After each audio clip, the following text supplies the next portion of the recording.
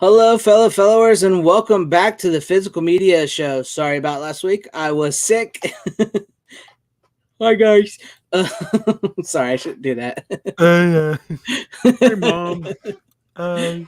Hi, Mom, I'm on TV. My mom actually watched the show. She'd be like, "You spent money on that shit." So would my mom. I didn't know you like those type of movies. How many goddamn copies of that movie do you need? But welcome back and hail to the chat, Brian Barth and Tim Hayes in the chat right now, and everybody watching. Hopefully, you guys start coming in. I know once you miss a week, I always hear Tom, you guys on Midnight Dad say you never miss a show and everything, and I've been trying not to do that. I got sick. Mead's a different story, but the main morning show we haven't. Yeah, the main morning show. I remember that. What's up, Stephen Luther? Welcome.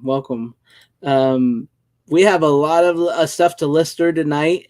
If you guys want to go ahead and get started into the coming soon to Blu-ray or 4K. Coming soon. Yeah, do it, Tom. Do the coming soon to home video. Oh, I love that. I've been meaning to ask you to do something like that. Anytime, just send me whatever you need. All right, so. Also, I'll read them off. Up first, if you want me to imitate a certain broadcaster, just send me a clip. I can usually do like specific kind of ones sometimes. Well, like I have a video store thing. You've seen my Halloween one I made. Blockbuster Videos, usually like that guy. Yeah. Yeah, I need you to do one like that for like a video store thing, or like a coming soon to Blu-ray or 4K. And you got like the Jim Cummings, he does the In a World, and then you had like Percy back in the day. He was the one who goes, who did like the just when you thought it was safe to go back in the water. You have the different, anyway, I love voices like that. I know, I do too. I never had that voice. I always had like not as deep as voice as I wanted, and I always wanted to talk like that, and I never could. Brian Barr says, I watched Back to the Future. Amazing movie. The behind the scenes always interest me with the whole Eric Stoltz situation to Crispin Glover to not come back. Yeah, I mean, it has a story, but it's such a perfect movie, that first one. I haven't seen that movie in fucking years. I gotta go rewatch it at some point. You need to. Hell, Anthony Draven. I know. It's been like, I think last time I saw it was like in middle school or something, so it's been that long. It pops up on sale on 4K here and there. Yeah. Marcos A. Salute to the panel. And I was gonna say it's funny because like movies like that I feel like are even better when like you haven't seen them in a while and you get older and you're like, man, I forgot how good this movie is. I got that same thing from the first Teenage Mutant Ninja Turtles movie. Right. Like it was on HBO Max when I had the subscription, and I'm like, oh, it's on HBO Max. I gotta rewatch this movie, and I did, and I'm like, fuck, this is so good. Right. Yeah, I mean, it's cool when you haven't seen something and you can see if it still holds up or if it doesn't so much. Right. Exactly. Recently, I remember talking about how Crocodile Dundee 3, I remember liking it when it first came out. When I watched it for this, to watch the trilogy this time, I'm like, it didn't quite hold up.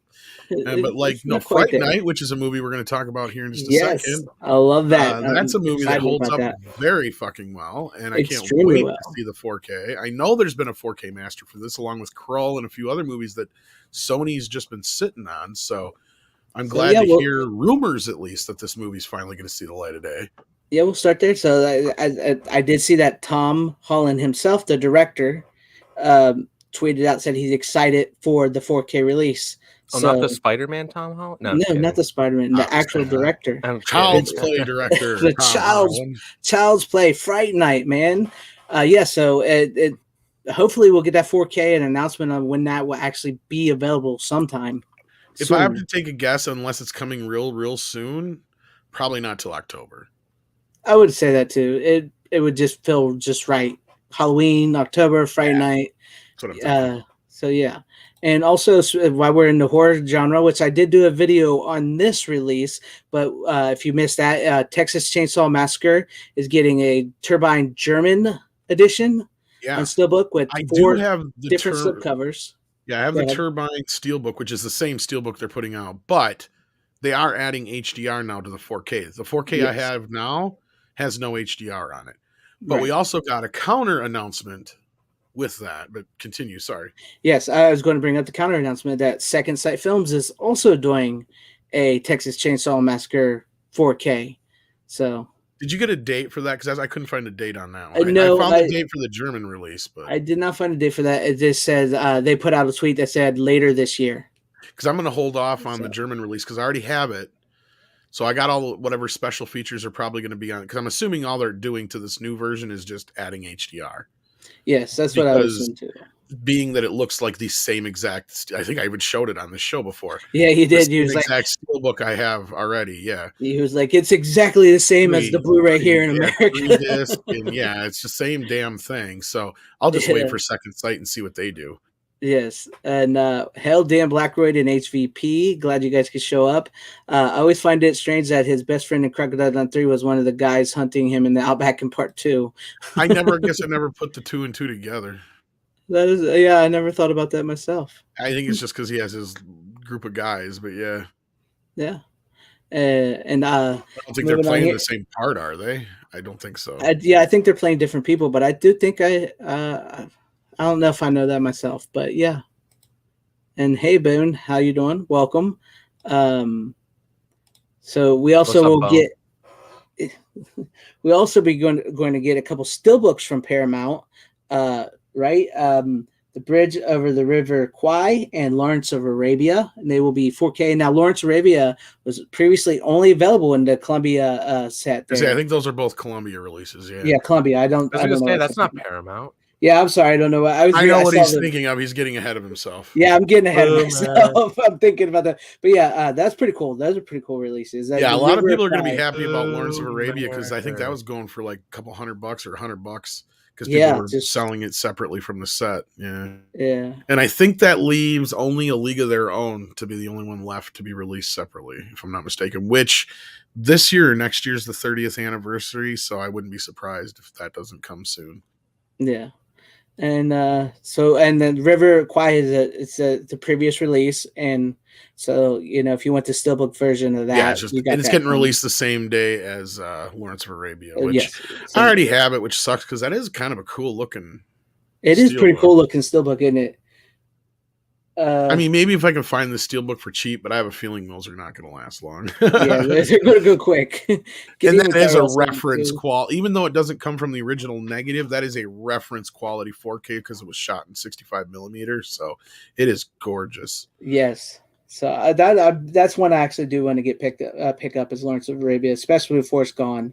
So I definitely want to get that. And then as I was getting ahead of myself here, which is I actually really love this Western. This is one of my all-time favorite Westerns. And The Man Who Shot Liberty Valance will be coming on 4K, and it will be Paramount Presents' first 4K release, which we've talked about this before here, Tom. Yeah.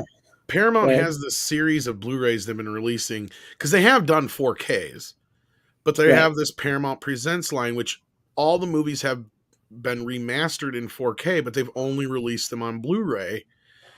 But you can sometimes find the 4K version on digital form. And I've been bitching and pissing and moaning because I'm like, I want 48 Hours, I want Ghost, I want all these movies that they've released in this Paramount Presents line. There's Nashville, there's Breakdown, there's like a dozen other ones they've done so far. Trading Places is another one. The Golden Child, yeah, a bunch of the Eddie Murphy ones. I'm like, I want them on 4K, but I don't want them just in digital 4K because Golden Child you can get in digital 4K. Trading Places you can, but not 48 Hours and another 48 Hours. For instance, which is crazy. Yeah, Nashville you can, but like Mommy Dearest I think you can't, which is another Paramount Presents release. Which they're nice little releases because they're actually putting a few special features on them. They're remastering them as we said, which don't get me wrong, even a 4K master on a Blu-ray looks much better than the old ones. Mm-hmm. But it's like, why not just go the extra step and give us the 4K? And now they finally are. So hopefully they go back and retroactively do some of these other ones because I'd like to have the titles we just said on 4K. Yeah. Yeah, me too. I mean, I would definitely love the Golden Child on 4K. Yeah, and another That's one 48 of my hours and favorite 48 hours, films. right? Yes, in 48 hours. Those are. How can you not have them on 4K and only on digital? That's just I that mean, boggles 48 my mind. hours probably wouldn't look that great, but I'm sure another 48 hours would look pretty good because that was 89 or 90, I think that came out. Yeah. So that one would look pretty good. I mean, I know it's not everybody's favorite, but I enjoyed it. And,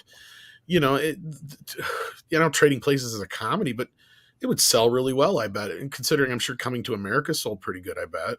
Yeah. And that's a pretty good one too. So But no, I'm glad to exactly. hear that, and the fact that it's a John Wayne Western, it's a good start, so I'll be getting Yes, that one. I love that movie. It's such a classic story. It's got that great line when legend becomes fact. You print the legend. That's just like that's perfect. That's a perfect Western. I just love that movie. They might be testing some things because I think there was a question that came out earlier about that because it looks like in the picture they have both the 4K and the regular Blu-ray laying there, but with the case open, it's only one slot. So I think what they're going to do is release a 4K version that's just a 4K disc, and they're going to release a Blu-ray version that's just a Blu-ray disc Yeah, and just see how it sells. yeah, I think that that's makes going to be their sense. plan. That makes sense. Which I'm not too big of a fan of because I like having both, but as long as you carry over the special features, if I have the choice of getting the 4K, I'll get the 4K. Yeah. And Anthony Draven says, Tom, any knowledge on Highlander 4K coming out soon? We just heard soon. They thought it was going to be out last year. To be honest, we brought this up earlier. I think they're waiting to see when the new movie's coming out. Because that's supposed to start shooting, I believe, this spring. I bet no kidding. I bet they do. They'll because Henry Cavill said something on, I think it was Instatick or whatever, one of those things not too long ago, where he's like working out, I looking forward to playing Connor McLeod. I know he's he said March or spring or something like that. They're starting. I know he's on what is it, Instagram? He's not on Twitter. Instagram. Yeah, because I think that's the only thing like social media wise that he's in. So, and this was more recent than the last one. So I think in that one he did say he was playing Connor, and I think he said it was either starting filming in March or spring. So I'm assuming they're just going to kind of hold off and sit on it and wait and see what happens there, because I don't know who owns the rights now, but I'm sure they're still going to want to cash in on that and just hold off. But yeah, it's done. It's ready. I don't know if there's a delay of some type. I just heard it was delayed. They didn't say why. I bet that's probably why, because most times they hold off on those, and then like, oh, the big new remake's coming out, we'll release it around that time. So yeah, because they did the 4K scan back in like 2016, or 15. Yeah. So that's interesting. And like we were speaking about Eddie Murphy earlier, they're releasing Beverly Hills Cop 2 on 4K, so that's pretty cool. But not 3 in the U.S. anyway. Where is it? France? You said France. I believe France is getting all like the motherfuckers are going to make me first. import that, aren't they? Yeah, like we talked about Turbine too. Like if you wanted all 4 of the Candyman, which we'll also talk about here in a minute, they're releasing all 3 of the original. I mean, well, I just 4K. Bought 2 and 3 and 1 for that matter, so I'm not buying the rest of them again. Yeah, so there you go. I'm buying the first one in 4K, and that's it. There you go. And we'll go over the Shout. Shout released their May releases, and they have some pretty awesome releases coming out. Candyman was one of them. Yes, Candyman on 4K, which will be Life Force came out of nowhere. Nobody expected that one. Heck yeah, Life Force on 4K. I really want to get that. And the Elephant of the Room. Escape from New York. Hell yeah. Which has kind of been inevitable. Yeah, it's been inevitable. And I'm hearing that it's actually the same 4K scan as the one that's been out already over from who's that from? Was that Studio Canal? Yeah, previously, yes. Yeah, previously. I'm hearing it's the same scan, but yeah, I think it's the same scan, but I'm not really sure, so I don't know that for sure. They might do like because the other ones they did, I think they used the same scans, but they did a Dolby Atmos track. So if that gets a Dolby Atmos track, I might get it again, but I already have the Shout Factory standard Blu-ray, and I've got the import, so yeah. I've been pretty picky and choosy on which Shout ones I've rebought. I got They Live, and I think that's it. I got Prince of Darkness. Is the only 4K I have Prince one of Darkness too. No, I didn't upgrade that one. I have Halloween, Prince of Darkness, They Live. Well, I got like 20 copies of Halloween. Yeah. Yeah, I'm talking about the 4Ks from Shout. You want Halloween? Like I'm for like John Cheech Carpenter. Marin with Halloween. We got red Halloween. We got pink Halloween. We got blue Halloween. We got stinky Halloween. I actually got a few 4Ks from Shout recently. You got Halloween cheaper somewhere Nice. else? Fuck it. Okay. Then also coming from Shout, Ghost in the Darkness with Val Kilmer and Yeah. what's his name? Michael Douglas. Yep. That's the lion one, right? Yeah, that's the lion one. Femme Fatale with Antonio Banderas. Antonio Banderas. Say it Damn, right. Antonio Banderas. Zorro. Zorro. And Rebecca Roman. Rebecca Roman. Stamos. Oh, wait, it's not Stamos anymore. Not anymore. Trekkies, the 25th anniversary. And yes, and then in Modern Archive, I don't know if you saw this one, is Fandango and American Flyers. Yes, I did see Fandango. I didn't see American Flyers. Yeah, American Flyers is a John Badham film, but yeah. Yeah, Fandango, American Flyers. That's pretty cool. I like those known films, but yeah. Yeah. Was there Reform School Girls? Did you say that one from Vinegar Syndrome? Yes, Vinegar Syndrome is. I forgot to mention that one earlier. Yes, Reform School Girls and Schizoid and X-Ray with Barbie Benton. Oh, she was so freaking hot. Yeah, on a 4K box set.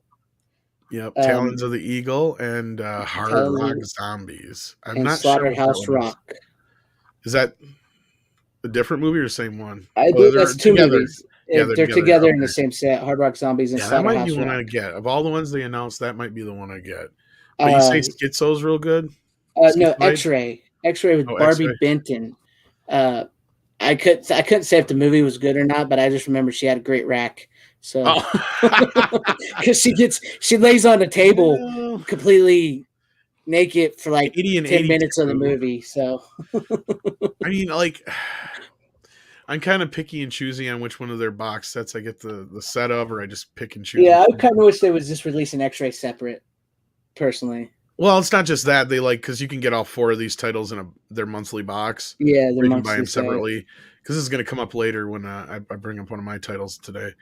But yeah, and then we also had Severin's announcement for Mardi Gras Massacre. Yes, Mardi Gras Massacre. And the big sleazy Jack Weiss double feature. Hey, Stop Stabbing Me. Never heard of that one. No, that's from 2003. 2 for the Money's coming from Shout Select, which I'm not going to bitch because it has not gotten a Blu-ray release. But just get that price point down. Yes, get it down a little bit. I did bought it a Shout Select not too long ago, but it was one of their first ones, and it was pretty cheap. Good. Yeah, they just had another one here I was fairly happy with. I can't remember which one. And I think I did do a video on Summer School. That's right. Summer School. You just had it, and you could. It was just the same as the Blu-ray. It was the same as the DVD, but it's never been on Blu-ray. So yeah. Unlike Liar. Exactly. But I still haven't checked out the new special features that are on Liar yet, which they did add a couple things, so I can't bitch. That's they're getting better, but just bring that price point just a little bit. Just a little. Because I really want to get Summer School, but I don't really want to pay almost $30 for that movie. When you can get the DVD for $4.99, right? Exactly. And I did do a on Arrow's upcoming releases, but we'll talk about the one that two of them that really caught my eye was Girls Night Out, which was originally called The Scare Maker, and we're getting a 4K version of oh my gosh, it's slipping my mind. You know what I'm talking about, Tom? Wild Things. So, yes, Arrow announced a bunch of. Most of them I didn't recognize, but Wild Things was the one that kind of stood out the most. Yeah, I've never been a huge fan of that film. I know some people are, for various reasons. I'll be honest. I've never been a huge fan of the film, but after Scream, I was kind of a little bit enamored with Nev Campbell. Nev Campbell, and then Denise Richards. I mean, she was. Well, you get to see Kevin's bacon in it. Yeah, you do get to see Kevin's bacon. Sadly. Then The Witch comes out on 4K as well. I think we mentioned that before, but we actually had a date now, which is April 18th. 19th, I think.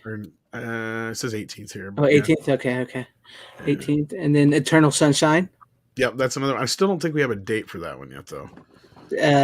Yeah. That one think they're so. saying summer. They don't have a date yet. They just know it's coming.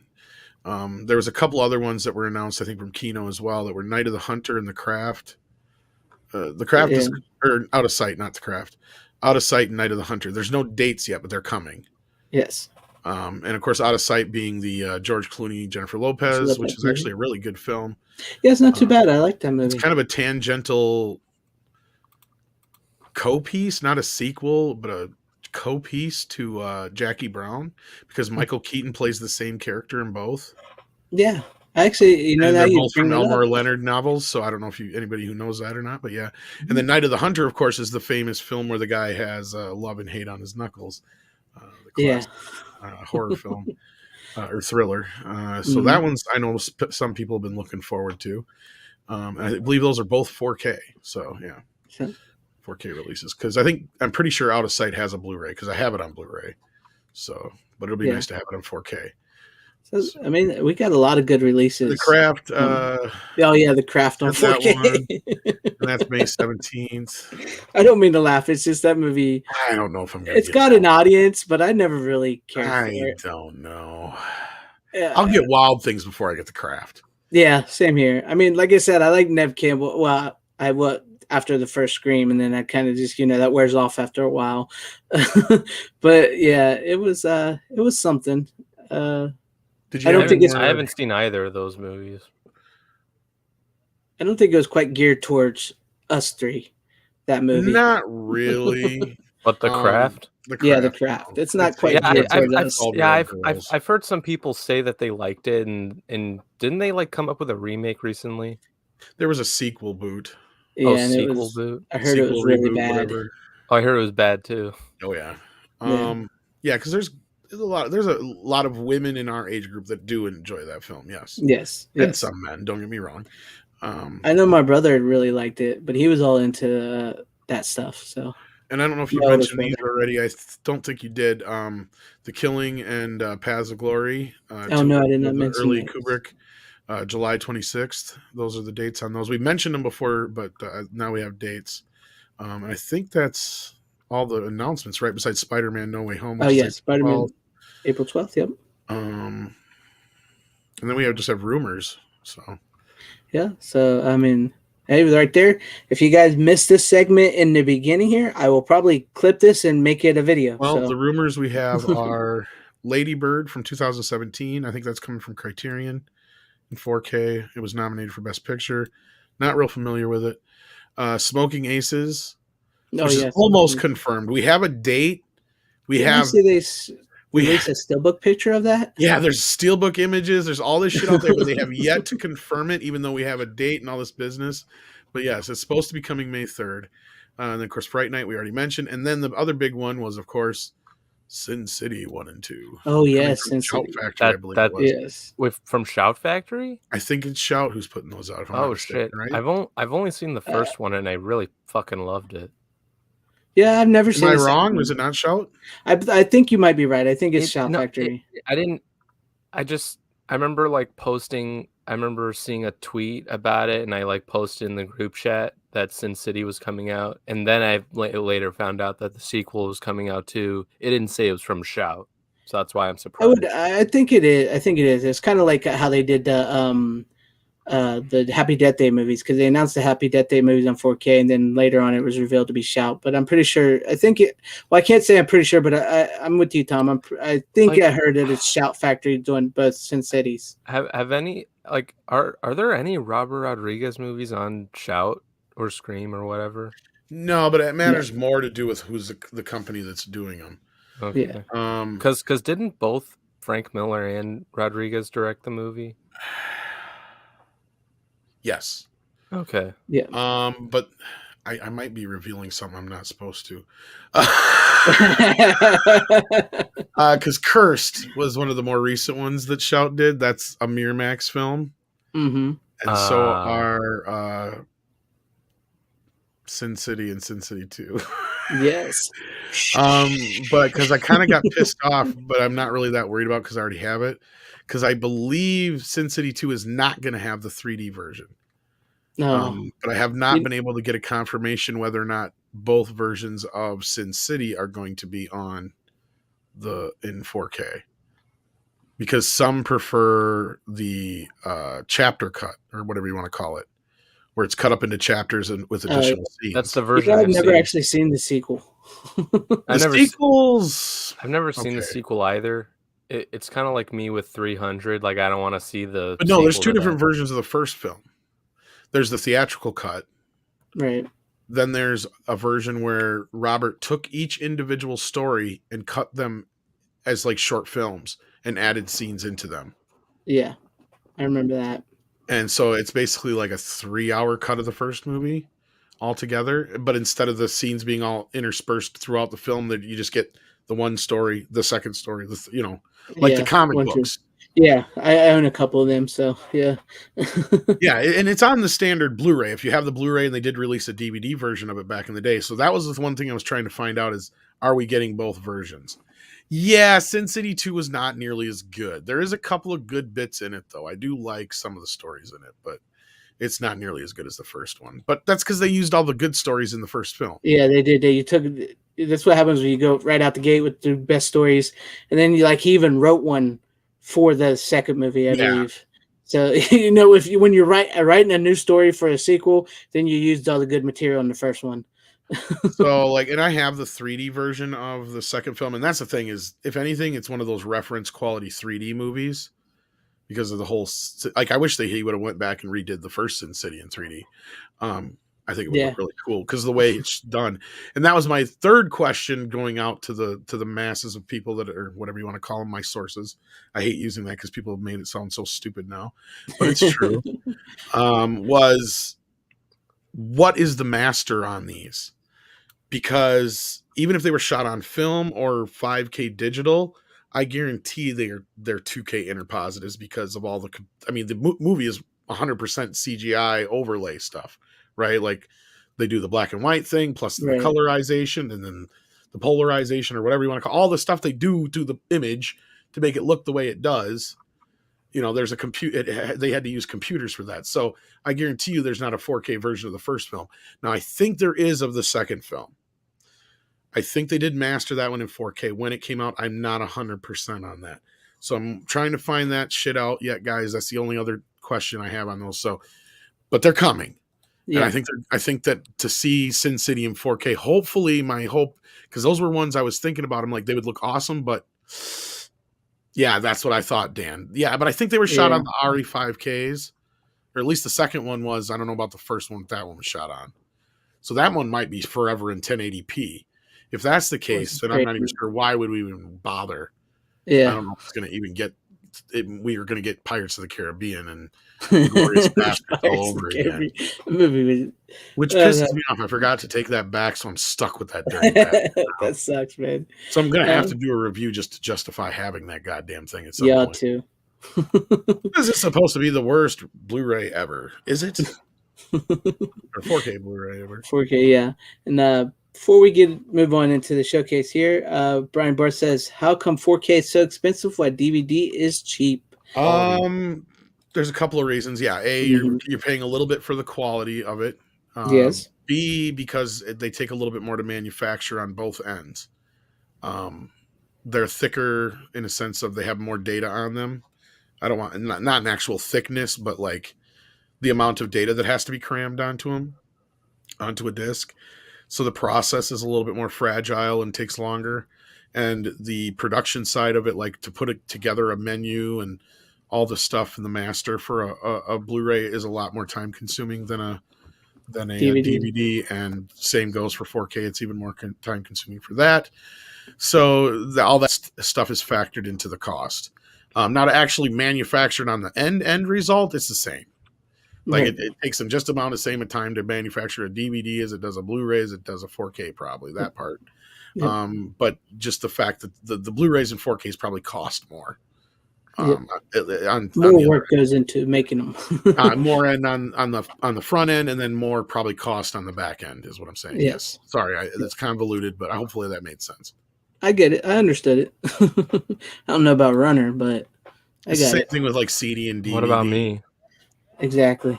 Is like CDs should actually be see. That's the funny thing is DVDs actually went down in the market value just like Blu-rays did eventually too. CD was supposed to do that, but Walmart and like some of the record stores got caught basically Really? keeping the price to it. Yeah, there was some big scandal about this a couple of years ago. Dang, And I can't believe I didn't hear this. that's that's why we never got to a point where CDs ever went below like that $12 range, really. I always As wondered for that because, new, like, yeah, you get like a $4 DVD, and then you go to like get a CD that's been out for years, and it's still like they $15. finally now can, but like back for a while there was like, there was this whole thing between they were doing it on purpose, and it's because they made so much fucking money on them because it costs next to nothing to produce them That's compared to a crazy. cassette. Same thing That's with crazy. VHS, right? So like, Right. because that's why VHS, half the reason they're so expensive is they're not cheap to produce. I mean, they are like a couple bucks, but I mean, when you stop and think about that's a couple bucks for however many 100,000 copies you got to make or million copies or whatever, and that starts adding up. So you got to start charging more. And that's why when, a movie would first come out on VHS, we would get charged, anywhere from $70 to $80 to $100 a piece if they weren't to sell through tape. So there was other costs into that. And funny enough, they're still going for that price right now. Which is, I don't fucking understand unless they're completely out of print films. That's the only way I can fathom spending that kind of money on a VHS. See, I like those old VHSs, especially trying to find the ones that are, that aren't on DVD or Blu-ray. But yeah, I'd rather just go to a thrift store and try to find it because I'm not paying almost $100 when I can get the Blu-ray or the 4K for like $20. It wasn't you, but I think it was my friend that showed me the other day. What fucking VHS was it? He showed me some VHS that was going for some ungodly amount just because it was in the plastic still. Yeah. And they actually had the goddamn thing graded like a comic book. And I'm like, are you fucking kidding me? It's not like the movie's out of print. Yeah. That's what I'm saying. I mean, I love my VHSs. I collect them and everything, but I do my best to try not to pay outrageous amounts of money for a VHS. It doesn't. I don't get the grading myself. If you like the poster art, fine. Buy the fucking poster. You'll spend a lot less on an original poster than you will that stupid fucking VHS. I can't even remember what movie it was. I wish I could remember now because I'm just like, because I even said to him, I'm like, that's not even an original release. I can't even remember what it was, but like it was one of those like secondary releases, and it was like, why would anybody spend that kind of? Let me look. Maybe he still got it up here in the thing. It wasn't that long ago. That's what I'm saying. I mean, it's like I love my VHSs. I love the cover art. I love watching a VHS tape on a VCR, but I'm not paying $100. I'm just not. I know in the VHS community or whatnot that might be like, oh, but I'm sorry, I'm just not. So I try to find these movies the best I can. And I'm really looking for those rare ones, and that's why I haven't done a VHS haul in a while because I haven't found any good ones lately. So, maybe it wasn't the friend I thought that sent it to me. Somebody did. Damn it, who was it? Anyway, I can't remember. I wish I remember what movie it was because it was really fucking stupid. I'm like, why? Speaking of overpaying for movies, I don't know if it's still available or not, but if you're somebody who wants to get your hands on Dirty Work, somebody must have found a box of the Blu-rays because they were selling them for like $20 on Amazon. Really? Yeah, because that's been out of print since like 2000. Yeah, I know, because I've been wanting to get that movie for a while, and I forgot to tell you that. I don't know if it's still up or not, but like, yeah, I'll check it after we get done here. Yeah. Because I like that movie. Handling, but you still get it for like $23 or $4. Oh, that's not bad. Better than the $60-$70. Yeah, that's what I'm saying. Which is going to come up in the movie I bring up here, kid. All right. And before we get started on it, there's one more question here from 4K Cinema. It says, now that Paramount Presents is going 4K with The Man Who Shot Liberty Valance, do you think Warner Archive will follow suit? That would be nice. That would be very nice. I haven't heard any solid news to that, but I wouldn't be surprised. I mean, we're lucky we're getting what we got, and Warner didn't hire back. I can't remember the gentleman's name, but so that was one good move. But I heard he's getting paid a hell of a lot less than he was before. The guy who was in charge of home media for like 30 years, Robert Meyer Burnett knows his name, and I keep forgetting it. But anyway, we need to get to these. Yeah. Runner, you want to go first? Because I know. Yeah, sure. All right. Let's see what you got, Runner. Let's get to it, guys. All right. So this movie I saw about 2 weeks ago for the first time, and then I watched the 2 sequels after that. This is a damn good movie. It's probably the best movie that this director has done, in my opinion. He's directed some hit and misses, but it's kind of like a comic book movie in a way. Unbreakable. Yeah, it M. is Night a comic book movie. Yeah, M. Night Shyamalan. That's a good one. I like that. Yeah, I like the movie. I love Unbreakable. Yeah, Unbreakable's great.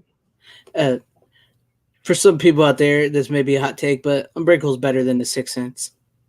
I'm not going to disagree with you. It has more rewatchability. Yes, I agree. Because the movie doesn't stand hinge on its twist. Hinge on the twist. Thank you. Exactly. Because once you know the twist of The Sixth Sense, it's kind of it's tedious to watch it more than a couple times. I was so glad I didn't know the twist when I saw that movie. That was for Brian Barth. I forgot to put his name on it. Sorry. There you go, Brian Barth. He wants to know my thoughts on the 1960s Batman. There you go. We're going to talk about the 1966 Batman film. What was I going to say? You need some bat shark repellent. I do. Yeah. Go ahead, Brendan. Sorry. But, just like M. Night Shyamalan. It's a good movie. I do think it's better than The Sixth Sense. I do too. The Sixth Sense is really fucking good. I think that. I mean, yeah, Sixth Sense is a great movie, but like once you know the ending, it's kind of hard to rewatch over and over. I agree. Like, I was glad I wasn't spoiled because, damn, that twist at the end of Sixth Sense was like pretty heartbreaking. It's sad. It's like, oh man, but it's so good. But no, Unbreakable's great. I think that's like the most rewatchable one. Now, have you seen the second and third film? Yes. Okay, so Split. Yes, I like Split, but Split was good. Okay, Split was really, really good. Fuck Glass. Yeah, Glass is fuck that piece of trash shit. movie. Yeah, I don't like the ending of Glass, really, especially the whole movie has issues, but it's salvageable up until that ending, and because I always have to sit there and ask myself, would I have really liked Split as much if it wasn't for the fact that the twist is that it's a sequel to Unbreakable? Yeah, it's like the ending is cool in Split, where like the Unbreakable theme from James Newton Howard plays in the very end, and then David Dunn's in the very end. It's like, that's cool. That's the only reason I went to see it in the theaters, because it got spoiled for me, and I'm like, okay, I got to see this shit. I liked that, but the thing is like, when you think about it, Unbreakable and Split are two completely different fucking movies. They're shot differently and everything. Like Split does not feel like it's in the Unbreakable universe. Personally, I would much rather have Split just been its own movie. I agree. I wish you wouldn't have connected it to the Unbreakable universe. Personally, I don't agree because I disagree with the whole idea. Because the whole idea is, if he has really has this superhuman power when this other thing takes over, that goes along with the Unbreakable universe rules. It does. But the third film just lets you down in the end. That's the problem. I do agree with you. You could take the Unbreakable aspect out of Split, and it would still work. I just don't know if I would personally like the movie or not. That's what I keep asking myself. Now, see, I liked it because I thought it was kind of creepy, in the fact that is this guy really got these powers? Is he mentally insane or whatever? And then when it kind of like turns into the beast, I kind of thought that was creepy, like in the whole like supernatural aspect of the way. And then when it connects to Glass, it does make more sense. Or Unbreakable, sorry, it makes more sense. But I don't know. I kind of think it. I wish it just left it in its own universe. Personally, it could have worked, and I think the argument can be made because I had the problem with whatever Cloverfield Lane, whatever the hell it was called. Yeah, the Cloverfield. Yeah, because that movie was shot not as a Cloverfield movie, and the movie works as a thriller, like it is, if you take it at face value, not even knowing it's a Cloverfield movie or anything. Yeah, because it doesn't matter about what's going on outside. That's kind of the whole point of the movie. It's like the inside of what's going on with them three people. So Split probably could work without it. Sorry, Runner, you were going to say something. Wasn't Split like the first January release to like get like a good like review, kind of like a good. I don't know about that, but it was a surprise hit because No, because like January is known for having like trash movies at most, it or was just just average, and yeah. I that was like mean, one of the better ones it started getting a little word of mouth. Like people were like, "You got to see it." And I think it was because of the twist. I think so. And then once Yeah. word got out there, more people saw it. It kind of reminded me of how Scream played out.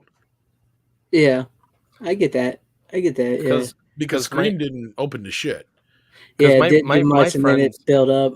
my friends watched Glass when it was released in the theater, and my friend, or I think they all fucking hated it when they saw it, and then they told me to not watch it, but I wanted to see it anyway just to see how I felt. Yeah, I fucking hated it. Yeah, It Glass. Glass, like, it had so much potential. I like the concept in a way, like the beginning, like especially the part where Kevin Windlecroft like bumps into David Dunn and he sees that he captured the cheerleaders and shit. Like, that's cool. I'm like, that's fucking awesome because it gets you back into the Unbreakable feel. But then later on, it's like, and especially that twist, it's so dumb.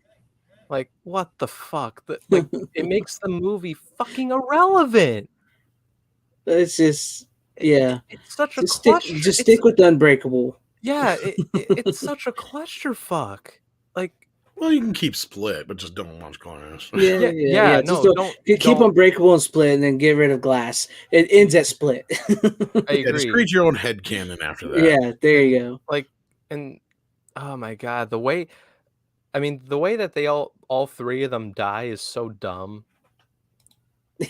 Like, especially I know that's where the movie it really lost me, right? Like that. right. I mean, I was kind of still with it to that point. Yeah, once David died in a fucking puddle, exactly, it lost me. Especially the part where that chick grabs his hand and then like tells him something real quick and then just leaves him to drown. It's like, what a dumb fucking movie. Isn't it kind of like an entire like kind of overall arcing like look at what Shyamalan's career kind of was? Started out so promising, was pretty good, and then went to shit.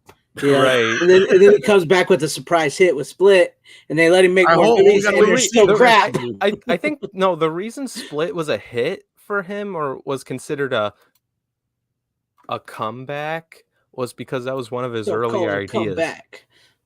No, because that was one of his earlier ideas. Because he said in an interview that like the Kevin Windlecroft character was written in the Unbreakable script. Well, yeah, he says in the making of if you watch the making of Unbreakable, he has a trilogy planned. He says it.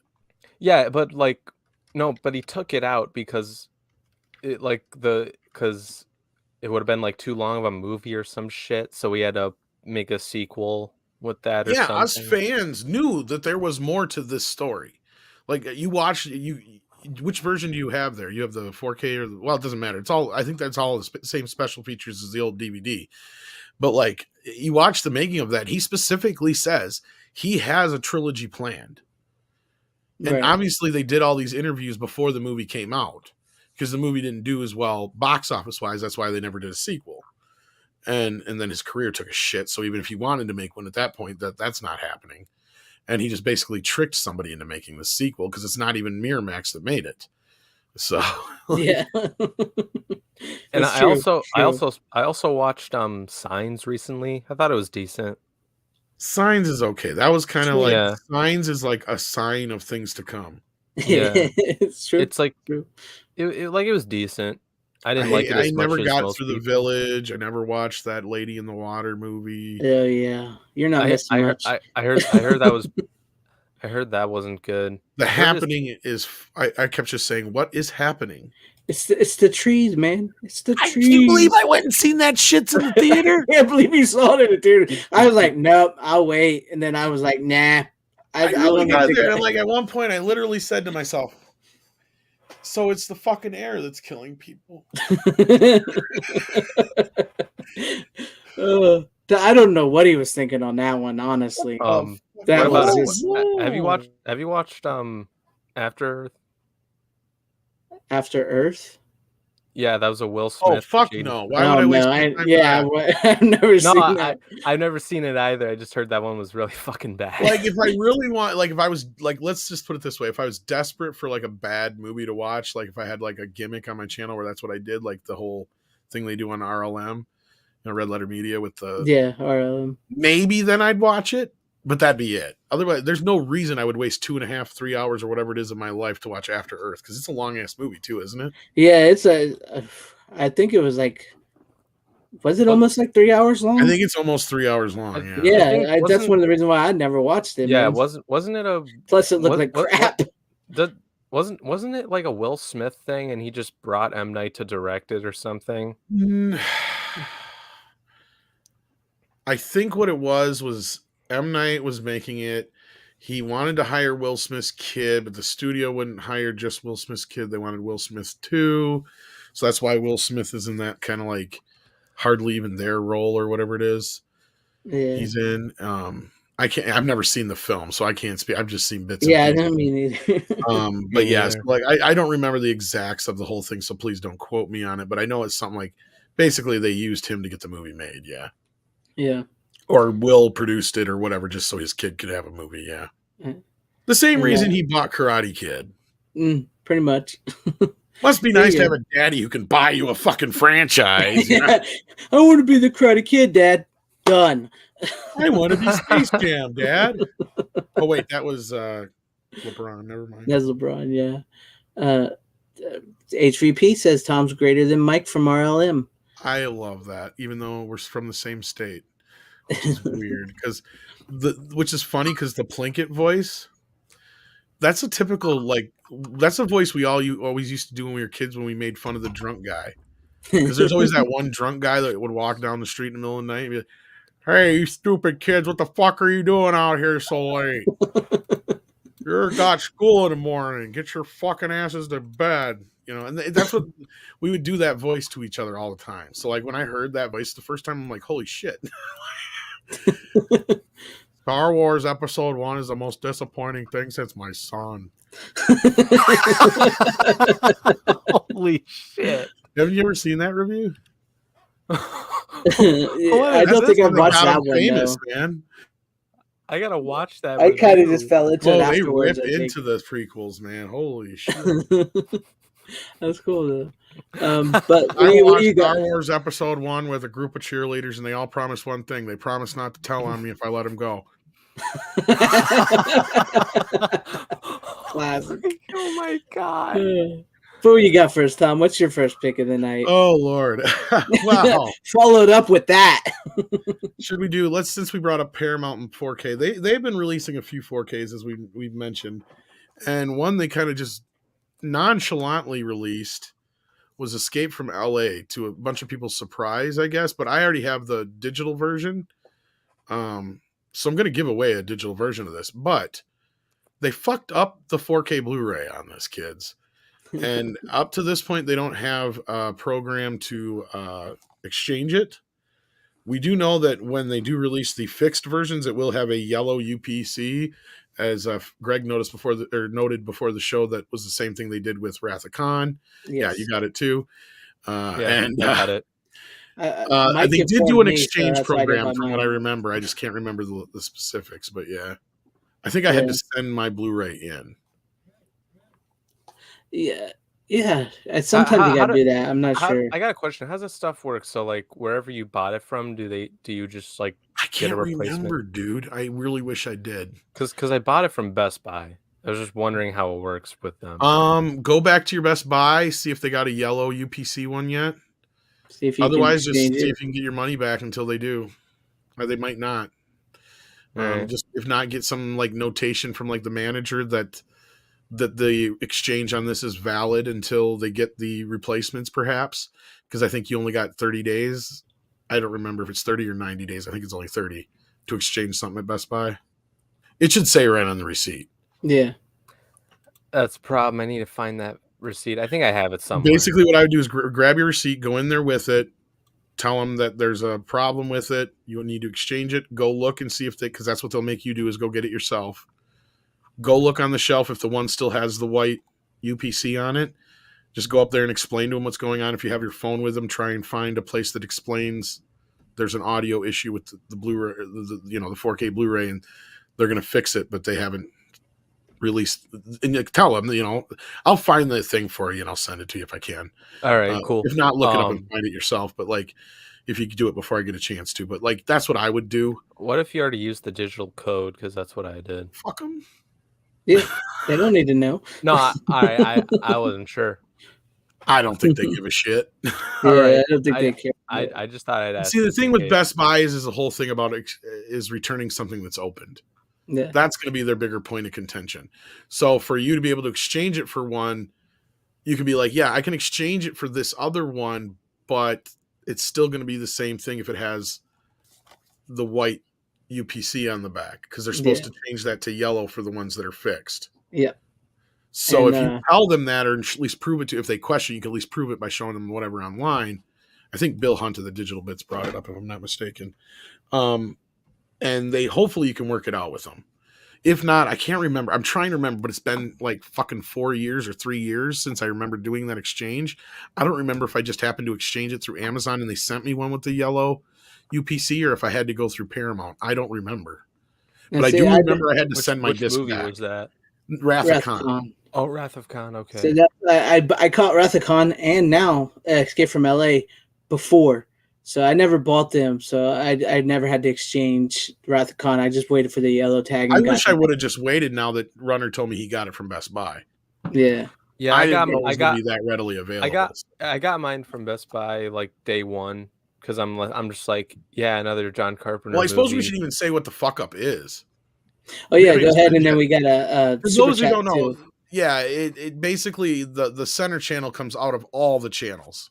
So if you're watching it in 5.1 surround sound, you're hearing the voices and shit out of every single channel, whether it's a surround sound channel, left, right, whatever. But if you're watching it on a regular TV and you never plan on upgrading, then you don't have to worry about it. It's not going to sound any different for you. Anyway, sorry, you have a super chat. Yes. Yeah, I was wanting to make sure we got that across. But yes, this is actually for you. But thank you, Marcus, for the 1999 super chat. That's awesome. I appreciate that. Says, Tom, quick question. Kevin Feige calls Doctor Strange anchor of the MCU, when before he said Captain Marvel was going to be the new face of the MCU after Robert. Well, they've kind of gone back on that a few times, and they've also hinted that Spider-Man was going to be the new leader of the Avengers. So yeah, didn't they say that Spider-Man was going to be? I think they're well aware of how unpopular she is. No, exactly. And you could kind of tell from how they boosted Spider-Man and Doctor Strange. Not only that, her sequel is getting other Captain Marvels to help her. It's not just her. Yep, it's called the Marvels. I was gonna say, I feel like they've slowly tried to ignore the Carol Danvers surprised she Captain got the Marvel cameo in Shang-Chi or whatever, but I think that was to set up. No, that I think that's because the director of Shang-Chi's worked with Brie Larson on almost every other movie. That could be that you could be. I didn't know that, I'm Runner, pretty but sure. I thought it was to set up the Miss Marvel TV show. No, I don't think it was. Okay, I didn't know that other part. That makes sense too. Because I watched Shang-Chi and that thing. It was like it was her and I don't remember. I know Bruce Banner was there. I don't remember if Rhodey was there or not. But no, it didn't really say a whole lot. It was like Wong was talking to them too. Interesting. Because Wong was in Shang-Chi at times. But thank you, Marcus, for the 1999 super chat. I truly appreciate that. And so you get this. I'd buy that for $1.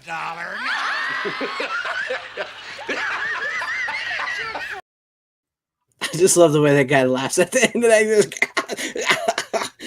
Like what? But as far as the movie goes, I mean, it looks pretty decent. Other than CGI, I mean, we've talked about this movie a few times now, so I don't think we need to waste too much time talking about it. Yes. But was that one of your picks too, Runner? No, it wasn't. I just brought it up. I had a feeling you were gonna bring that, so I was just like, I'll let Tom have that one because he'll because you know more about the issues and stuff than I do. Yeah. Yeah, I was pretty pissed about that. Yeah. Yeah, But I'm glad Mike got a hold of it, said something before I bought it. So yeah, I actually like this movie a little bit more than most people do, but yeah. I like it too. I do. like it too. It's fun. It's just it's not It's like not my as good as favorite. the first one, but it's It's a just a fun typical watch. 90s sequel. It's Exactly. the same movie, just bigger and badder. Exactly. Part of it feels more like a CGI Robert Rodriguez movie than a typical John Carpenter movie. Maybe that's just It's me. funny because I feel like Robert Rodriguez feels a lot like John Carpenter. Yeah, he's sometimes. kind of just ripping off John Carpenter. I know. Just watch The Faculty. It's literally The Thing, but in high school. I like The Faculty. Yeah, it is. I like it. That's I like true. it too. It's good. I And like it yes, too, we did. but it's literally The Thing. You can at least Yeah, admit yeah, that, right? it is. It pretty much. And yes, we did lose Alan Ladd Jr., the guy who helped give us Star Wars. So may he rest in peace. Oh man, rest in peace. All right, I guess we'll go to me. I get this is a 4K. I don't know if either one of you guys have seen this, but this is it's a newer movie. It's a shitty movie, but I love it because it's really bad. And that would be Hurricane Heist. Has anybody seen this No, movie? but I can tell what they're trying to do with that. That looks like a Fast and Furious ripoff. It's actually directed by Rob Cohen, No who shit. directed the original Fast and the Furious. Oh no shit. Yes, this is a really off my one hit success. yes. No, This is what actually else did he directs? I think he directed a few things. it's true. This is a really bad movie. It's really bad 4K too, because the 4K is not very clear, which kind of sucks. But it explains why I only got it for like $15, brand new when it came out. Essentially, it's about two brothers and the chick from Lost, the blonde chick from Lost, who died early on, the hot one, Maggie, or she's in Taken. Yeah, she's in Taken. But anyways, they're moving money from this. I can't even remember where they're moving the money from. Either way, a giant hurricane hits, and the hurricane is like a living thing. It's so stupid the way they make the hurricane.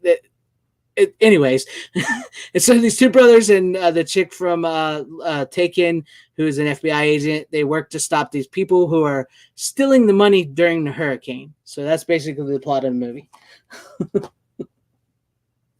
And it's a really bad B type movie. Yes, it is. So if you're looking for a bad like 2000s movie that's kind of like a B movie, kind of like a rip off between Fast and the Furious and Twister, I would say, there you go. That's all I have for that one. I just thought I'd bring that one up because it was just it's funny. I was gonna ask, like, because like the Fast and Furious movies are, well, I like like the older stuff. The two recent new ones I didn't care for all that much. I guess 3 if you count Hobbs and Shaw. It kind of ended at 7 for me. Yeah. But like the second movie, like the second movie after the first one is like, it to me that's like a bad movie if we're gonna watch it just as a movie, but it's entertaining as shit. Is it in like that kind of level?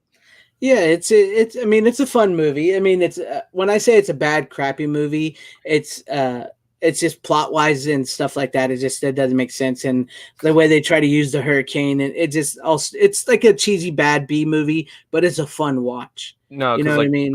Yeah, I know Fun what you mean. watch. No, because like Too Fast, Too Furious. That's what the second one was called. That's Yeah, like I would. to me that's like a bad movie, but it's Yeah, Too so Fast, Too Furious is really cheesy.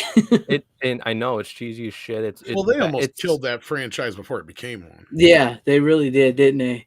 Well, And then I don't know if you guys know. I know more about the behind the scenes shit on those movies than I do about the actual movies because I've never watched one. I watched part of the first one and I'm like, it's not for me. But that third film was meant to go straight to video. Oh, that makes sense. Especially after watching that movie. Oh, Tokyo Drift? Yeah, and then basically between that and the fourth, them getting everybody back for that fourth movie, that reinvigorated the franchise. That was called Fast and Furious. And then there was Fast 5, which I would argue is the best one of the franchise. Then there was it Fast and Furious 6. Then there was Furious 7. That was the James Wan Well, they're 4-quadrant movies, no matter how stupid I may think they are, or other people may not like them. I mean, you've got they're guy type movies, so guys will watch them. Yeah. Most guys. Yeah. Women like them because A, they've got guys in it that they like to look at. Exactly. B, it's a movie they know they can get their guy to take them to the theater to see, which means they get to go out. Mm-hmm. And then, the other part is, much like the old Sylvester Stallone and Schwarzenegger action films back in the day, and the Jean-Claude Van Damme and other movies where the guys didn't say a whole lot, those kind of movies translate very easily into other languages. It's not hard. There's no comedy barrier. They're very, people love cars all throughout especially there's car culture in a lot bigger parts of the world too. I mean, a lot of the American culture, I'm trying to say, a lot of American muscle cars are really big overseas. Yeah, you got the Le Mans races and all the other things. And then you got all them little Hondas and everything. So it translates well into other languages. Easily. Yeah, it does. So they realize, oh shit, we've got a franchise. Yeah. I enjoyed them up to 7. The one with Paul Walker, that really should have been the end, but I get why they keep making them. I agree. Even if I don't like them that's anymore. That's because they make a shit ton of money. Exactly. Like Tom said, I totally get why they keep making them. That last one made so much money, and I didn't like it too much. It wasn't. Yeah. I mean, I don't think I heard a lot of people really talking about that one like they usually do. No, I mean it. To me, it's I've heard some people say oh, I liked it because it was still and I'm I don't know, it didn't have the spirit that the other ones did. That's what made them great, at least in my opinion. Yeah.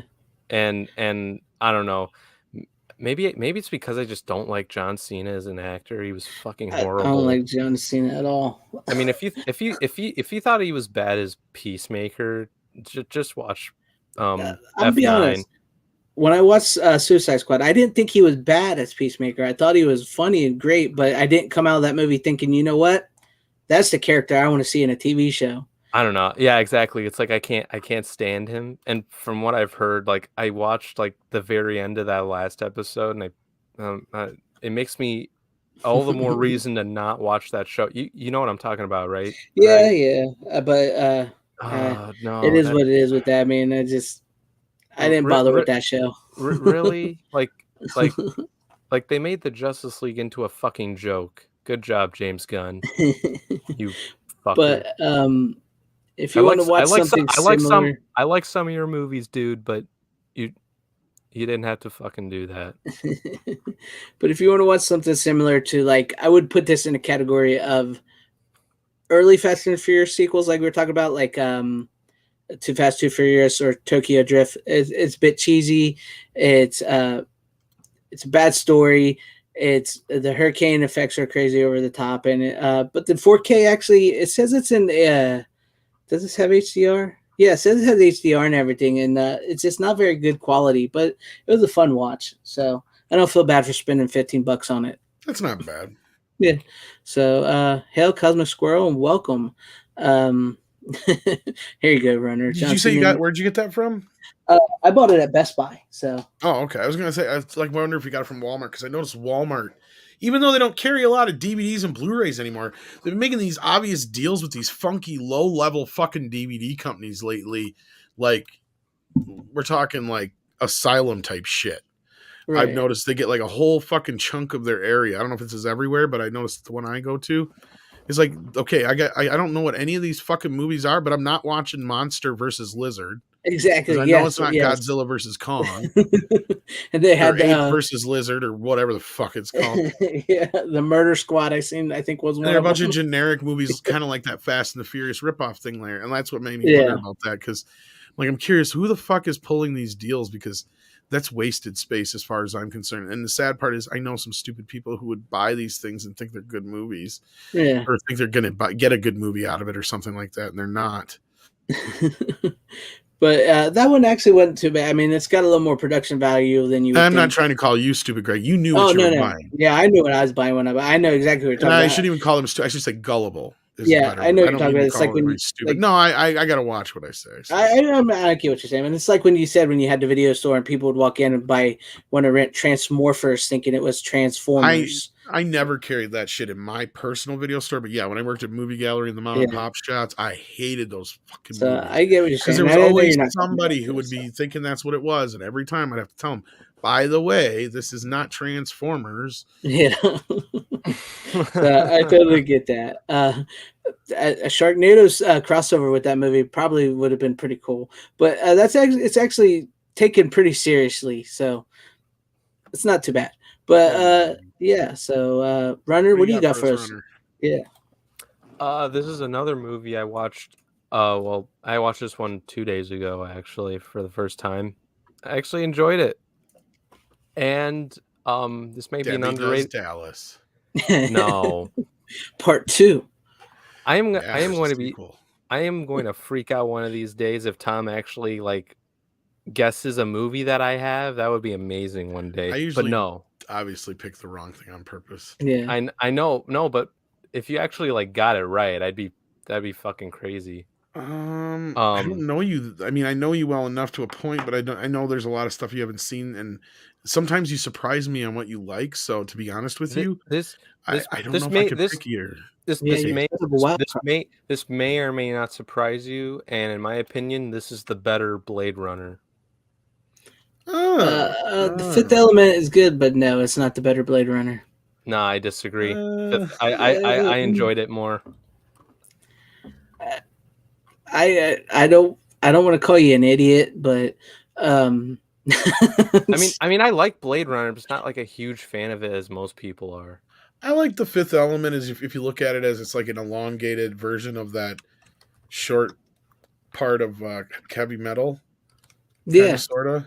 Oh, I want to get that. That's still booked with us both, and I got to remember that. I like. Remind me on that.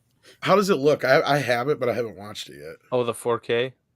Yeah, I actually have that 4K. It looked decent. It looks good.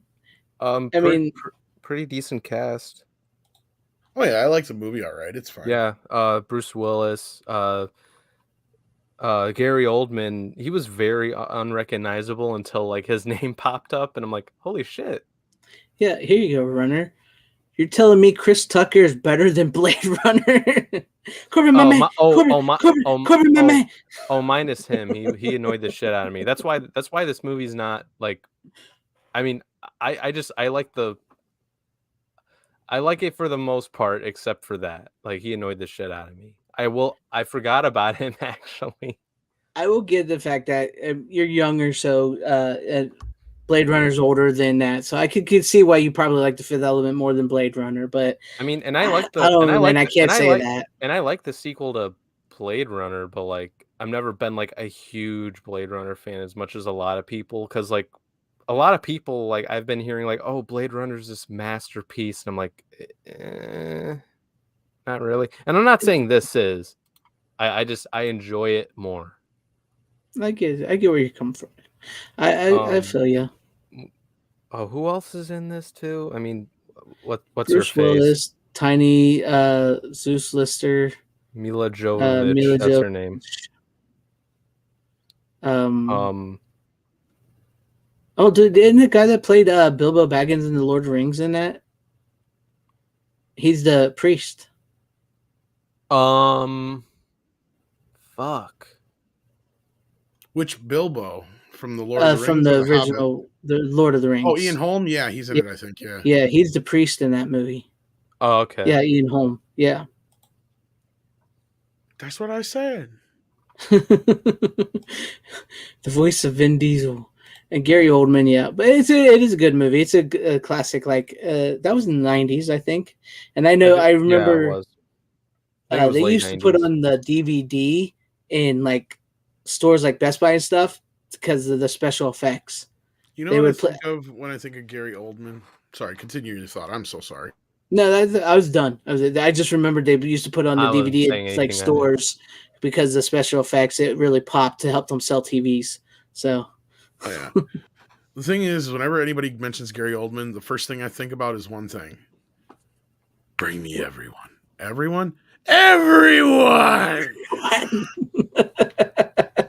I bet Runner don't know what that's from.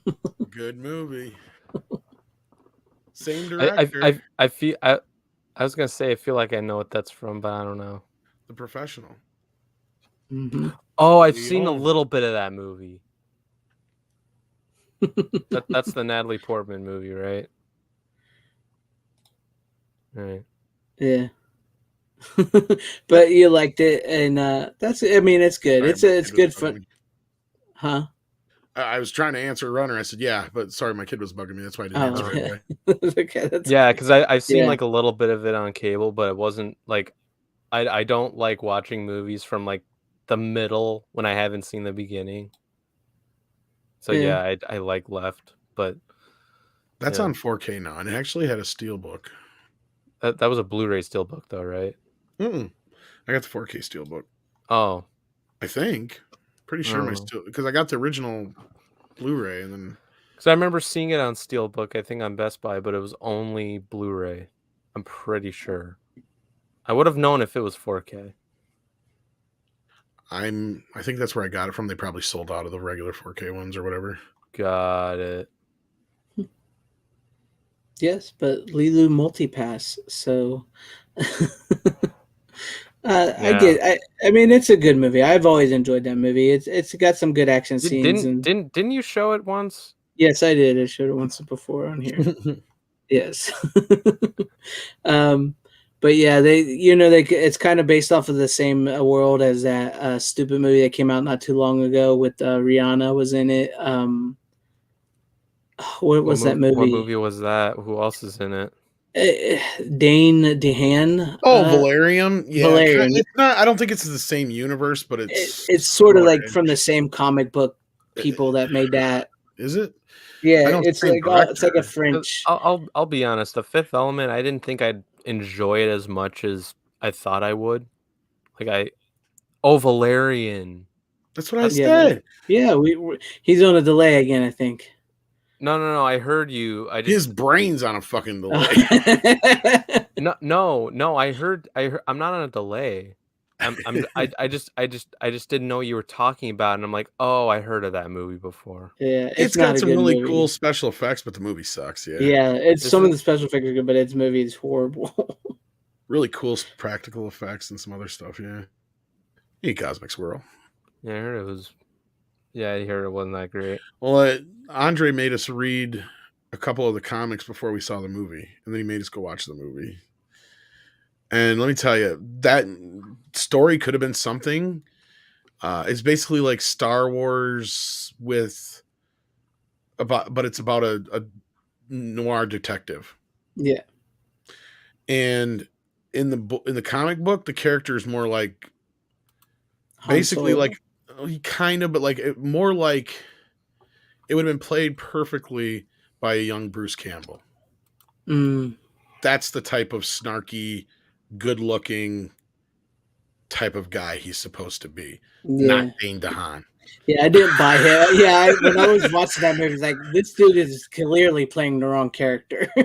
He's supposed to kind of be not dumb, but a bit of a bruh dude. I was gonna say like a jock. Because like the chick that's with him is really the one who always kind of figures shit out, but he's the good looking hero, like, suave guy, kind of a mix between Buck Rogers and 007 or something like that. I don't know how to explain it, but yeah, I get where you're coming from. Yeah, not Dane DeHaan. No. We're like Magnum PI. Yeah, there you go. Bruce Willis even probably could have played it when he was younger. Yes, a younger Bruce Willis would have been better. But no, more like a Magnum PI, like a noir detective kind of guy is what he's supposed to be, kind of thing. Or Green Goblin. Dane DeHaan. I don't know what Dane DeHaan would be good at. He's just a weird looking dude. The only thing I ever really liked him in was that movie Chronicle. Are you talking about Dane DeHaan was it Harry Osborn? Yeah. Yes. Oh, that guy. Crack Goblin. Yeah. Hey, y'all got some crack? I think he got some crack. I think he was casted in Christopher Nolan's Oppenheimer recently. Oh, really? Don doesn't look well. I hope he's fine. I mean, that's why we called the crack the goblin. crack joke dude, was like, dude, they, I mean, they casted a whole bunch of, well, they casted some stars, and then there's like those that are kind of, I don't know, you may not have heard of. Like, it's weird. Like, they casted the guy who played Han Solo in that terrible Solo movie. shit. Adrian something. No, it's Aberration Interflock. I can't remember his fucking name. Yeah, I don't care. You're thinking of Anson Elgert, but that's not who it is. It's yeah. And Anthony Ingruber was the one who should have had the job, and now the name is escaping me. It's not Adrian. That's not his first name. No, I'm pretty sure it's not Adrian. Yeah. But let's go to you, Tom. See what did you bring us for your second pick of the night? Oh, speaking of movies that cost a lot of money when they go out of print, here's a movie that was kind of a Alden Ehrenreich. Yeah. Alden. Yeah. Thank you so much, Brian. Thank you. Here's a movie that is a full moon movie before full moon existed, and you may know what this is. Dolls. I know what that is. Classic. They're still making like doll stuff on full moon. Really? Yeah. They should re-release the damn movie because I paid like $70 for this. Really? And I was pissed because it didn't even have a fucking slip cover. Oh, that sucks. Yeah. You'd think you'd at least get a slipcover with but the original poster is much more iconic than the slipcover. Oh yeah. Anyway. Yeah. That's of course the original poster, and then this was the slipcover here. That's the same as Killer Dolls, right? Maybe I'm thinking something different. I don't know what's Killer Dolls. I don't know. This movie has kind of connections to Puppet Master because okay, yeah. You're right. Go ahead. The guy who plays Andre Toulon is in it. Mm-hmm. But he's not playing Andre Toulon. Yeah. But Stuart Gordon directed it. It's Charlie Band produced, of course. So obviously it feels like a full moon movie for that reason. Some really cool stop motion effects. Not so cool standard effects, but it's got some creepy shit in it, and it's a fun movie. It is. It doesn't take itself seriously. You can kind of see where Charlie Band is going to go from here. This, of course, was one of his first movies after Ghoulies, and what the hell did he do in '86? I can't remember what he did in '86, but like, because I don't think this is an Empire one, so he's still with Empire now at this point. I think he did Trancers with Empires, didn't he? Yeah, but I think he ended up getting the rights to that because I don't think he owns the rights to this one, which is why Shout has it. But there's a nice amount of special features on here. I mean, of course, the movie itself is not some like even an A-rated B movie. It's probably a C-rated B movie at best, but it's fun. It's fun as fuck. There's some goofy shit in it. It's got a decent cast. Probably nobody I could tell you that you'd recognize offhand, but other than Guy Rolfe. But no, it's a fun little story. It's about this family that's holidaying in London or in England or something like that. I can't remember where. I think it's England, obviously. And they get stranded. And of course, there's the closest house is this old mansion. And it's owned by this, of course. And it's owned by this old guy and old lady. And of course, they invite him to stay for the night. And he's like a doll maker, obviously. And so there's dolls all over the house. And of course, 3 other people have to get stranded there on the same night. Of course, yes. Two chicks and this one dude. And I mean, of course, at night, the toys start to come to life. And you can kind of figure out from there how it goes. It's a pretty straightforward, goofy-ass full moon type movie. Yeah. I liked it. It was fun. It's fun. It is a good one. It's been a while since I've seen it, but yeah, I got remember some liking decent it. special effects in it, but some of them are real bad. Yeah, it was not as good as the Puppet Master effects Oh no, later but you on. can But see yeah, where this is yeah, kind of the this is kind of proto Puppet Master. you can feel where they were headed with that. Yeah. Man, it's been a while since. Now, see, now you want me to get me when we get dolls, and knowing that you spent $70 on it, I don't know. It's going to be hard to find that one. Shout will end up re-releasing it eventually. I just had to have it because Yeah, I don't blame you on that it's one of one. those guilty pleasure movies. Because I I have love tons little of rubber those. monsters and killer dolls. Yeah. So the only killer doll movie I've seen in recent years that I didn't really care for was the Annabelle shit. Oh yeah, I don't like the Annabelle movies. No. Yeah, I can't blame you there. But yeah, damn No, I it, haven't Tom. seen the Doll Master though, but now it sounds like I should check that out. Yeah. What am I thinking of? I I know Full mean, Moon Charlie keeps doing. Band did so many of those kind of movies, I even lost track. Yeah, that's what I'm thinking. Like, there's a. I seen on Full Moon they have a bunch of like Killer Dolls movies, and I think they're called Killer Dolls, and that's what I was thinking. But once you started describing dolls, I realized it's not the same thing because I they're don't think he totally owns the different. rights to this one. That's the thing. Yeah, I think Because he that's doesn't why own he the rights keeps. to Ghoulies either. Yeah, that's true because they're not even on the Full Moon. No.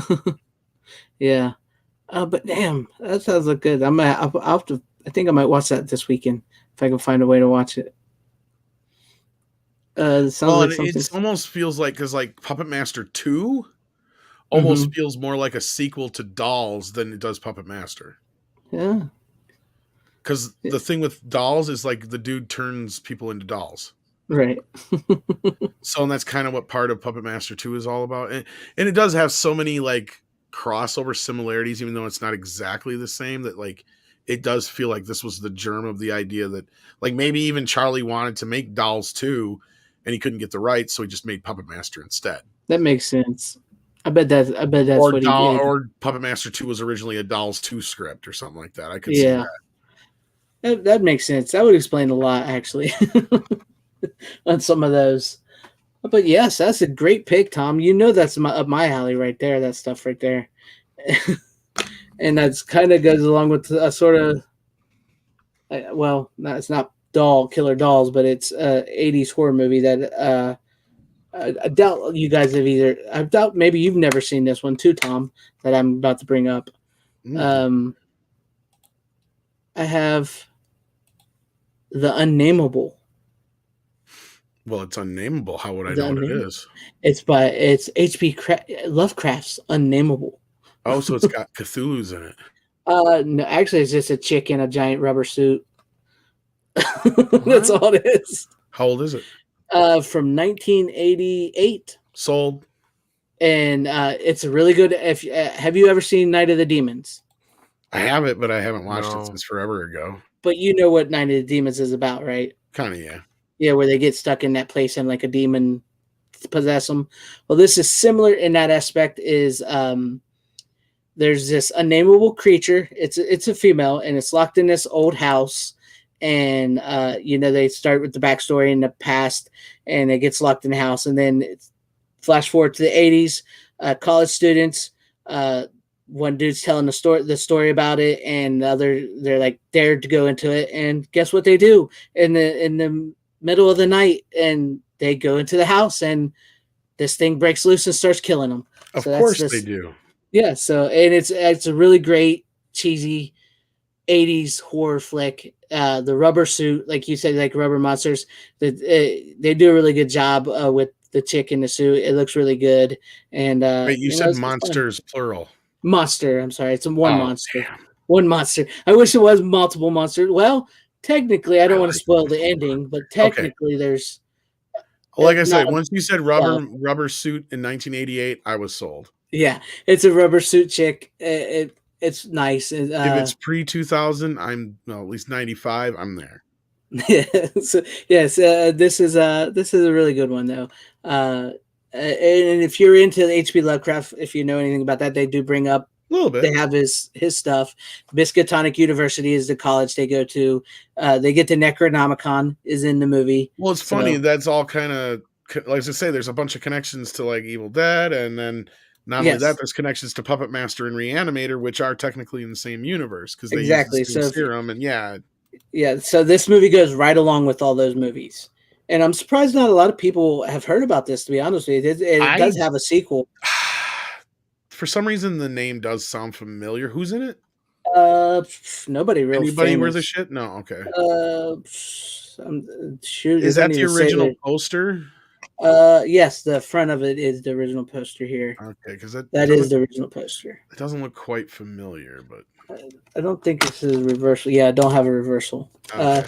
This is actually from MVD. It's it's another branch. So there's called Unearthed Classics. So, it doesn't even say the name of the people on the back who stars in the movie on the back of this. Not worth a shit. Yeah, it goes right into. There's nobody famous in this at all. Probably some Italian horror movie or something. No, there's one French chick, but they're all Americans. Oh, all right. Yeah, so it's not like dubbed. Well, that doesn't always mean shit. That's true. That's true. It could have been dubbed. That's true, but I'm pretty sure this one isn't dubbed. But yeah, I think you would like. As bad as that. Don't Go in the Woods. If you didn't know it was an American film, you'd have thought it was one of those fucking dubbed Italian. You know what's funny about that is because I've been talking to the guy, the author of Canon Film Guide, which we should have on here next week. Spoiler alert for anybody. Spoiler. He sent me a clipping of a drive-in from my area because he grew up around in the same state as me, and they were showing that movie. Don't Go in the Woods. I was like, I told him, I said, we literally just talked about this movie last week. I broke down how fucking stupid it was. Yes. Yes, it was bad. I think I talked for 10, 15 minutes about the fucking movie. I couldn't believe it. Maybe longer than that. And not to mention that, don't get me wrong. Let me find this because I saved the clipping. Where did I put it? Yeah, it was playing Don't Go in the Woods, and also it was like a triple feature. Don't Go in the Woods, Don't Go near the park, and Don't Go in the house. They were all playing the same night. Interesting. Yeah, so that's pretty cool. So I'm looking forward to seeing what that guy has when we get him on here next week. Yeah, that's going to be fun. Yeah. But if you're into 80s horror, rubber suit monsters, what was it called again? For some reason, I keep forgetting the title. I think it's called The Unnameable. Unnameable, and then, that's the thing. I should remember that the Unnameable. Yeah, the Unnameable. I keep thinking the Unmentionables, but I'm like, no, that would be about underwear.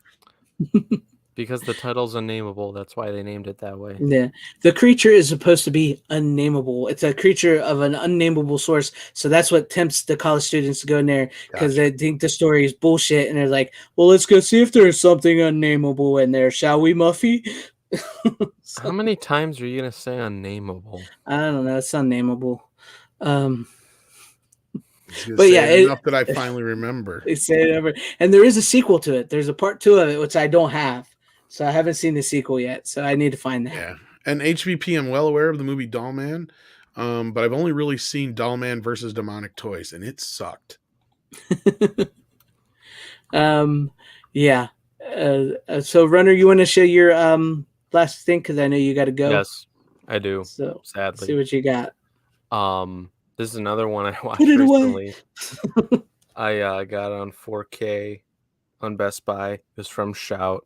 It was one of the 2 things I got on 4K from Shout that was at my local Best Buy. Oh, wow. And that is Alligator. You motherfucker. They actually had an alligator, huh? I can't believe they had that at your Best Buy. My Best Buy sucks. They got that one little freaking kiosk with nothing.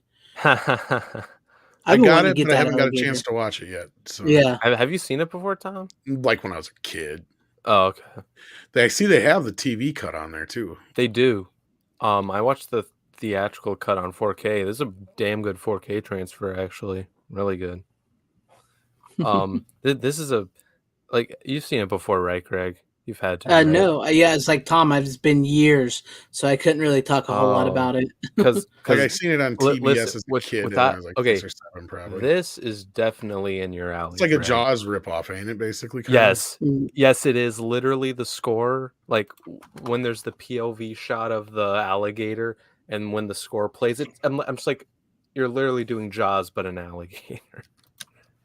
But it's Yeah, good. that's what I remember from it's it, yeah. entertaining as shit. It's got that one guy from Jackie Brown. I forgot his name. He's the Oh lead. yeah, Robert Forster. Thank you. But yeah, like I remember because like when I was a kid, my dad like, oh, alligator. He's like, you'll like that. It's like Jaws. It's it literally is, and the parts where like the streets are getting like blown up when the alligator shows up, it's like holy shit, that shit is so great.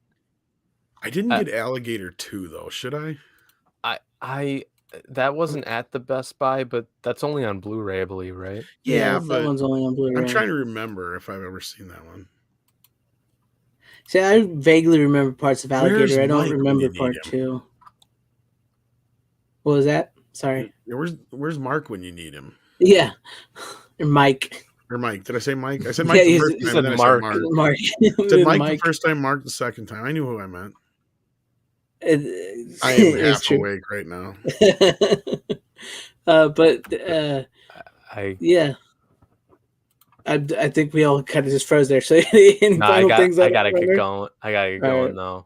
Drop your channel in the chat before you leave. I'll pop it up. Yeah, I'll drop it. So Runners running on us. Runners running. So Friday night, I'm going to be seeing The Batman on IMAX. I'm sorry. Well, from what I've heard, most people like it. Yeah, exactly. Like most people like it, and from watching your review, I feel like I'm gonna be on the majority that like it. I'm looking forward to it more so now. Now that's like just don't bring your whiteness into the movie. I heard something about that. I feel like that will be the I like without a doubt. I feel like I'm gonna have like some problems, but I feel like I'll enjoy it for the most part. I was pretty nice to it in my review, to be honest with you. Yeah, you really were. I watched your review, Tom. It was a good review because I knew most. Like I looked at it from this point of view. It's like I can sit here and trash on the movie, and all I'm going to do is get trashed in the comments, and I did anyway, regardless. But I was very as balanced as I could be. I just said most people are going to enjoy this. If you liked the Nolan and the Snyder films, you probably are going to enjoy it. If you want Batman punching things, you're going to enjoy it. And I like what I like Matt Reeves's movies that I've seen, so I'm looking forward to it. I did too, but like I was not a fan of like the overindulgent Snyder cut. You know that? Yeah, I know. Yes, it's better than the Justice cut, but maybe I know Tom's going to disagree with me on this. Maybe I'm okay with longer running times for comic book movies. It's not so much the okay with it; it's make it worth that. No, Spider-Man Far From No Way Home. Mm-hmm. It didn't feel like 2 hours and whatever it was, 50-some minutes. You're invested the whole movie. So I did, yeah. In this movie, I was antsy. That's literally what I've heard from some people. Like you were someone that was like, oh, I felt the running time, whereas some people, like I watched Ryan's review, and he said it felt like a 2-hour movie to him. So I'm like, that's what I feel like. I'm gonna. You'll probably feel more like he did. Yeah, exactly. Because I'll probably feel more like Tom if and when I see it. Yeah, unfortunately, you disappoint me, Greg. No, I'm just kidding. And that's where I think people just misunderstand my whole what I mean by running times and stuff like that. It's like there is probably a better movie here if he would have just cut it down to 2 hours and a half. Yeah. I mean, how many scenes do you need to see Bruce Wayne standing in the corner brooding? That's a lot of shit in this movie. You're not wrong. And what few scenes he is actually in, but yeah. I was gonna say, isn't he not Bruce Wayne all that much in this movie? I think Matt Reeves cut a lot of the Bruce Wayne shit out. Because that's when he normally went to take a piss. I do believe he said there is a 4-hour cut, so yeah. I would be interested. Hell. I don't care. I would love to see a 4. Listen, don't get me wrong. The first hour or so of this movie is fucking stupendous. I bet. If they would have made it not the Riddler and some other things, it would have been better. But then when the logical ending of the movie happens, there's a whole nother hour. That's crazy. Like, that's the one thing I'm kind of worried about. I'm going to be honest with you, is the Riddler, just because I really like Paul Dano as an actor. I think he's a damn good casting choice for that character. Was he not good as Riddler? He's not a good Riddler. Oh shit. He's not really the Riddler. It's more like that other character. I keep forgetting the name. Not The Calendar Killer. whichever one was in Long Halloween. That's the calendar. I believe Is that's it? the Calendar. Okay, yeah, he's more like that. Like Calendar Man. Yeah, there's Calendar Man. There's some of the riddles in the beginning, but fuck, I don't want to get into spoilers for people who actually want to. All right, it, I'm gonna watch it. But basically, like Anarchy. Yeah, he's a lot like Anarchy too, and let's just say I think a lot of people. Hush is who I was going to say, but I wasn't sure. And he can't say too much because nobody, it's still fairly new. there's a lot of people that are going to forgive some of this movie's biggest downfalls. That's all I'm going to say. And I can understand why. There's some cool shit in here. If you're somebody who's a fan of certain Batman things, you're going to love this movie. Yeah, that's kind of that's kind of the feeling I Certain get. Batman things. And on the plus side, I can admit that this is the most Batman we've gotten to see Batman since the animated series, right? I will say that, but it still takes a while to get to certain points. But then there's other times where certain characters are smart through most of the movie, then they're stupid just because plot needs them to be. And that kind of shit bothers me. See, and it's little things like that throughout the film that take me out of the movie. And certain people are not going to notice that, or it's not going to bother them. And that's fine. That's cool. I get that. And then my other main issue is something that most people are probably not going to have an issue with. And that is, I just couldn't buy Pattinson as Batman. And it has little to do with the fact that he was in Twilight. I keep calling him, Sparkle Pants. But the whole point is I felt like I was watching a little kid play Batman. Like he feels like Batboy. From what I'm hearing, I feel like most people have been saying that he played a good Batman, just not a good Bruce Wayne. I feel like there's that aspect to it too. I feel like that's what I'm gonna. His Bat voice is decent. You can tell when it's the stunt guy looks much better in the costume. I've been saying this like since the trailers. I'm like Pattinson does a better Christian Bale Batman voice than Christian Bale. And I don't want to answer anything in the chat that people are asking that could be a possible spoiler. Yeah, something like this. Yeah. Let's just say it's probably out there if you really want to know. I honestly wouldn't be surprised. I'll give it. Is it going to be on HBO Max? That's the thing. I heard in 45 days. Yeah, 45 days or less. I'll just wait for that, like I'm going to do for like with Scream 5, because I'm not in a rush to watch Batman. Which doesn't that come out like in 2 weeks? It's already on digital, isn't it? Yeah, I believe it's on digital today. Yeah, maybe it was Scream? Today. I thought it was last week, but yeah. Or was it last week? I don't know. I kind of lost interest in it, but I know it's out, so I've been meaning to pick it up so I can actually see it. But I think the physical copy's coming out here soon, is what I mean. But yeah, I'm just going to watch it on digital. I don't think I plan on buying that.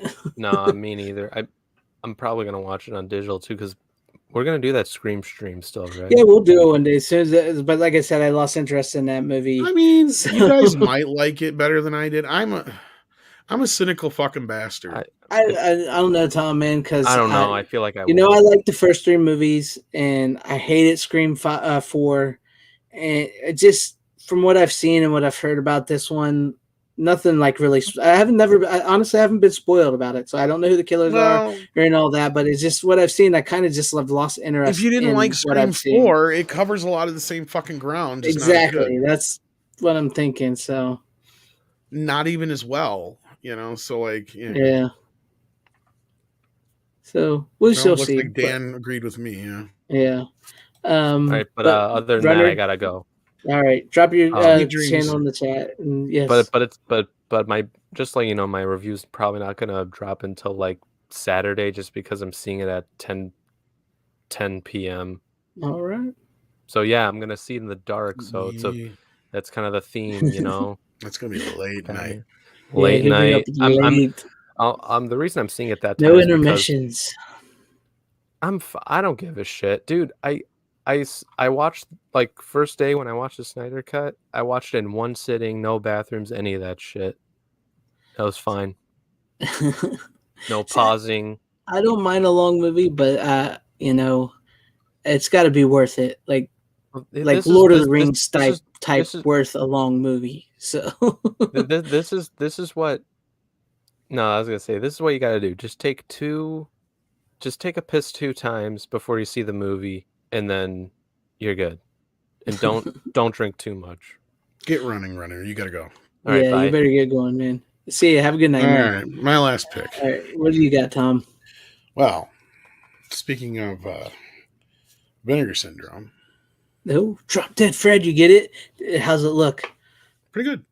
Pretty I good? can't help but feel like the only reason it's 2K is because of the whole. Originally, what was it? Severin had it. Severin, or was it Synapse? I think it was Synapse.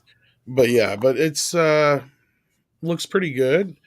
We get all the now. Most people have never seen this before, anyway. So if you actually imported it, like I did a couple of years back, you get all the special features that were on here, including the alternate ending, plus a couple of new things. So that's a good thing. Everything's cool. Carried over. And yeah, it looks good. Looks great for a 2K scan. I wish it was 4K. It deserves a 4K for how colorful the film is. And yeah, that would. It's never really gotten any respect, but I think that if it was up to Vinegar Syndrome, they probably would have. But I don't think they had the choice. I think they got stuck with whatever. Yeah, I kind of think they just bought it because of the rights issues or whatever, and then just put it out. And honestly, I have no idea, and I can understand why, because I think Universal actually owns it now. Polygram owns a part of it. Initially, it was released by New Line, who probably made a deal through Family Home Entertainment to get it made in the first place, because they're the ones who originally released it on home video. So needless to say, I'm sure the rights were all over the fucking place, and Synapse or whoever it was who had it before probably just didn't have the money, and Vinegar Syndrome probably did. Yeah. That's what I'm guessing. And Vinegar Syndrome's been stepping it up lately. So like they have. I mean, I don't know how much credit they deserve for this. Like that's the thing, is I'm trying not to take away points for it not being 4K, because like I said, I gotta imagine they would have. They did with Rad, even if it was limited, and they've done it with just about any other. They're close to being major titles. So that's the only reason I gotta imagine it isn't. So I don't want to dock them for that. But no, overall it's a great release. It's a little pricey, but considering it's hard to get your hands on it unless you got a region-free Blu-ray player, it looks better than that previous release as well. So, cool. I don't think it was I don't know if it was from negative. Doesn't look that good, but it still looks the best it's ever going to look, probably. And it's a great film. If you've seen it before, it's a cute movie. Nice. Great movie to watch with kids. I actually saw it in the theaters when it came out, so. Yeah, it's a good movie. Oh, I'm assuming you've not seen all like the deleted scenes at all. I have not actually. No, I have not seen all the deleted scenes. Because they reshot most of Mickey's stuff too. Oh, really? Yeah, he acted a lot weirder in the other version that they have here, and they reshot a bunch of his stuff, and then the ending is different. Well, I need to get that now because I've seen the DVD. My brother actually still has his DVD, the Artisan DVD of Drop Dead Fred. So I've seen that, but I have not seen any of the special features. So that's interesting. I need to do some Vinegar Syndrome shopping. I did not know that, Tim Hayes. I was just brought to my attention earlier today because I have Cruel Jaws. I did not know that got pulled until earlier today. Somebody brought that to my attention. But that could be they got pissed at Severin for that. That could be. That could be interesting.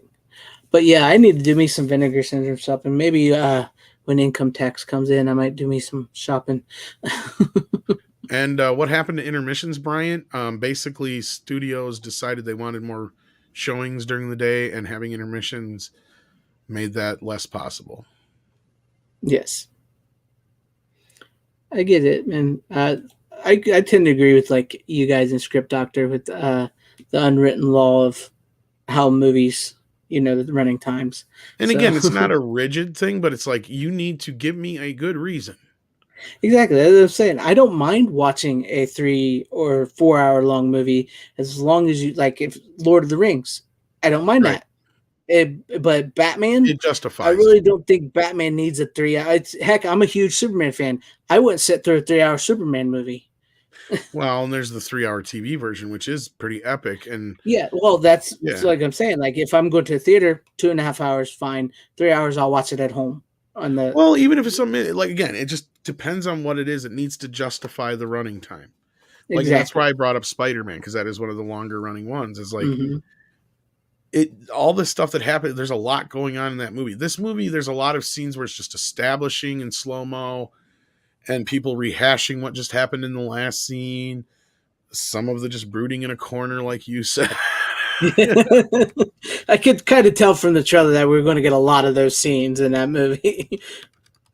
So, I mean, and again, most people are going to enjoy it. I just feel like it could have been tightened up a little bit. And then the third act goes off the rails, but that's a whole nother discussion. Yeah. Well, I'm sure you'll have to be talking about that Martin, a lot. what movie was good for kids? Drop Dead Fred. Yeah, that's what. Drop Dead Fred. Drop Dead Fred did it. Yeah. No panties. Oh my God, cobwebs. Cobwebs. I remember that. I always remembered that as a kid. That was like when you see that in the theater, and then the scene when they're playing with the other imaginary friends. And they're like, "What are you doing?" "I'm playing with my friends." I love this movie. It's a cute movie. It's got, of course, Phoebe Cates and Carrie Fisher in it. Yes, Carrie Fisher. And where's he at? Right here. Is this him? And of course, Rick Mayall and Marsha Mason, Tim Matheson. Mm-hmm. It's a really, really well done comedy. I know a lot of people probably haven't seen it, sadly. Yeah, it's and just because of the reason it's just been so hard to get your hands on over the years. Yeah, it's what it's like. Sure, it was just hard to find the DVD that my brother has. I think that's just a standard full frame release. Yeah, that's just a standard full frame. Yeah, so which is probably just a rip from the Laserdisc. Yeah, so that's I think that was an early New Line one, wasn't it? Or did Family Home Entertainment release that one too? I'm not sure. I'm pretty sure it's just Artisan. Oh, Artisan had it. Jesus Christ, the rights for this bastard have been everywhere. A Polygram must own the final rights on it then, if that's the case. Because I remember they released a bunch of Polygram's movies before it, and now Universal owns them. That makes sense now that I think about it. That is absolutely crazy. Well, you know what? Tim's probably not wrong. Yeah, so I would say that. I would say, Tim, you probably hit the nail on the head there, buddy. I tried to put out Cruel Jaws on Blu-ray, but someone pointed out to them the stills footage from Jaws. Oh, yeah. That makes sense. I have the movie. I know it was out of print. Or recalled, even, for that matter. Not just out of print. I'm glad I got it when I did. I'm pretty fucking sure I got it. Yeah, I'd hold on to it just in case. Sounds like that might be the only copy you're going to have for a while. Yeah. Oh, you're lucky to get it on Blu-ray, for fuck's sake. Yeah. Like, I got a thing for, like, Jaws ripoff movies. Like, whenever I can find them, I will get them. Yeah. I have a whole bunch of Jaws ripoff movies that someday I will put to some use. Did you like the Meg? I did. I did like it better than I thought I was going to. Me too, because I don't hear a lot of people talk about that, and I know that you know what it's all about and everything, but I kind of liked it. For the first time not that long ago, actually. Because I had the 3D Blu-ray and I just never got around to it. And then, I don't know, I just got a bug up my butt one day. I'm like, I'll check this out. And I started watching it and I got into it. And it's like, I guess it's not quite what I was expecting it to be. It wasn't nearly as bad as I thought it was going to be. And, right. It was pretty good. I heard there's a sequel coming. Yeah, I heard too. So I'm kind of interested to see how that plays out. I was glad it wasn't just a Jaws ripoff. Exactly. Which is funny because it isn't. Like, that's the thing is, of all the films that we have that are just Jaws ripoffs, that's one that kind of stands on its own, funnily enough. Yep. And I do remember them trying to say that we weren't trying to make the best shark movie. We were trying to make the second best shark movie ever made because the first one's already been made. So I remember them saying that. That's the right idea. I like that. Yeah. So, yeah. I liked it. I enjoyed it. And I guess we'll go on to my final pick and just close it out here. Cool. I know you've seen this one, but this was actually a first watch for me, which I'm surprised this movie escaped me for so long. But I got it during the Valentine's Day sale from Scream Factory, and that would be Deadly Friend. I haven't watched that all the way through. I did check it out to see how well it looked, but yeah. I thought it looked pretty damn good. What I now realize is I'm not so sure the movie's going to age well because I have not seen that movie since years ago. And I remember liking it as a kid quite a bit. Yes. Because actually, that's a movie I saw way younger than I probably should have. Because my mom, I think, saw, it's like a movie like Short Circuit because it had the robot in it. She Oh probably yeah. wasn't too I sure bet what it was. And the next thing you know, and I think I seen it on TV, so it was a TV cut to begin with. But then eventually I remember buying the VHS and I was like, holy shit, because it's like a flat out. Because if you take out the R-rated stuff in that movie, it is basically like a bad TV movie. It is, especially in the So beginning. I'm wondering how well it holds up. I like cheesy bad movies, and so like I liked it. It was first watch for me, so I didn't mind like the feel of the movie. I don't know. Christy Swanson, I always thought she was smoking That's hot. the thing. I may have to change my point of view on the film because as a kid, like I loved it. Like it was this awesome, pretty cool fucking movie with a great story and all this shit. Yeah. And then I watched like the first few minutes of it, and I watched I think some behind the scenes thing in a trailer, and I'm like, my God, I don't remember this movie being so cheesy. I remember but that's what I liked about it because I knew it was cheesy and like the plot. So like I'm gonna have to reset my brain. Yeah, the kid's still in her body and the way they go about stealing her out of the hospital is just like absolutely ridiculous. There's just so much of that like came flooding back to me that it was like, oh my God, kind of like when you realize a movie has a completely different level to it. When you're a kid, you don't see it at first. And then that's kind of the kind of thing I had. Not exactly, but it was just like, wow. So I can't wait to check it out to see how well it holds up. But clearly you enjoyed it this time. Oh yeah, I did. I can't believe I had never seen it. I've always heard about it, and I don't know so why. You had never seen it before? No, I had never seen it before till then, and I really don't know why because I knew about the movie and it. I would have BB. That was hilarious. And then she starts talking like that too because she's got the robot brain. BB. I liked it. I enjoyed it. I thought it was a fun movie, and it's interesting because I did watch some of those behind the scenes features, and Christy Swanson still got the mold they made of her face for for that, and then like the guy that wrote it and how they went through multiple test things, and they wanted it more violent, and then they made it more violent, and then they said they had to remove the violence. And he said, Wes Craven said, for every piece of violence we remove, that's $1 million off the box office, which I guess he wasn't wrong. So, okay, because now I can kind of see where I gotta watch. I'm definitely gonna have to check out all the special features and shit. Because, yeah, like I never got a chance to dive into it yet. And knowing, because I remember growing up, like I said, it was pretty much my first Wes Craven movie. I didn't realize it was a Wes Craven movie till way later, kind of thing. Yeah, and. Yeah, so like I had two already different kind of experiences with the film. So this would be a completely third different new experience. Now, see, I come at it from like a new one because I've known about it and I've heard people often say, oh, it's a bad movie or, oh, I really liked this movie as a kid. So, and I finally got it and I was like, well, that's what I mean. I saw it as a kid on TV. So if you see, like I said, you see it with anything that makes it R-rated, it feels like a made for TV movie. Exactly. And I will say the beginning of the movie. I would say the beginning of the movie still kind of feels like that, but then once he gets to the new house and they start meeting everybody, and like you find out her dad's abusive and everything, it kind of starts to change a little bit. So it has that after school special feel to it. Yeah, it does sort of have that feel to it. But then that could be because this movie was tampered with like 3 different times. Yes, and I can see that looking back now. But again, I have not seen this movie. So like my original thing was probably like 6 or 7 or 8, probably the first time I seen it. Then I bought the video probably when I was like 12, 13, something like that. Yeah. And then I have not seen it since I had the video, which is at least 20 years going on. So yeah. So, yeah.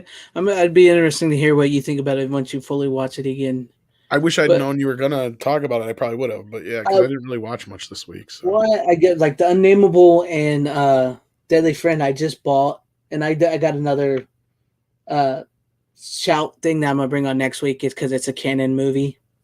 Funny enough, the last canon stuff. Yeah.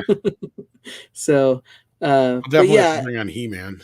Yes, there you bring that on. We'll be dropping our video next week about that. So. Oh, that's awesome! I'm gonna check that out. Anyway, fingers crossed. That's cool. Maybe you could talk to this guy a little bit about some of that stuff too. Oh yeah, because... well, there's a whole. Actually, Andre probably would be interested in picking his brain a little bit too, but it's way past his bedtime. Yeah, I Way know that's the early for bad him. part. But because like there's a whole thing about basically Captain America and Cyborg were what Masters of the Universe 2 was supposed to be. They were very close to production, but when it got scrapped, they used the sets and the costumes for Cyborg, and they used elements of the story for Captain America. Yeah. I'm waiting. I can't wait to see that video because I want to hear all that. Good night, Brian Barth. Thank you for hanging with us. I appreciate it, man. Not to mention the shit that went down to get that movie made. The first one to begin with, which is a whole other fucking can of worms, because there was some money laundering going on, and you gotta love Canon films. well, and I don't think it was Golan and Globus so much as this other guy they had as part of the company, if I remember right, but I can't remember his name offhand. But yeah, like they funneled money from Masters of the Universe and Superman to make. They were going to use it to make Spider-Man. Yeah. And Captain America, and that didn't work out. But yeah, like Masters of the Universe, they were supposed to pay for half of the production. They didn't. And they're like, okay, we'll pay for half, but you put up your half first. Mattel, that is. Oh, so Mattel yeah. put up, because Mattel had no idea how this was supposed to work. They didn't really do this shit before, and they needed the movie. So they're like, all right. So they put up half the money, and then they went to Canon. They're like, where's the movie? Like, yeah, we need more money. Like, well, you're supposed to put up the other half. Yeah, we ain't got it. And they're like, well, what are we supposed to do? Well, if you want the rest of the movie, you're going to have to give us the rest of the money.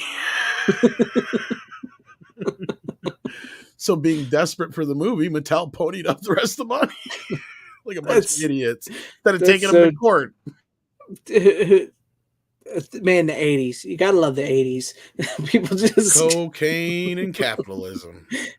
Best time alive. But yes, you're right, Tim Hayes, the kid from Little House on the Prairie. That's the short version, mind you. Yes.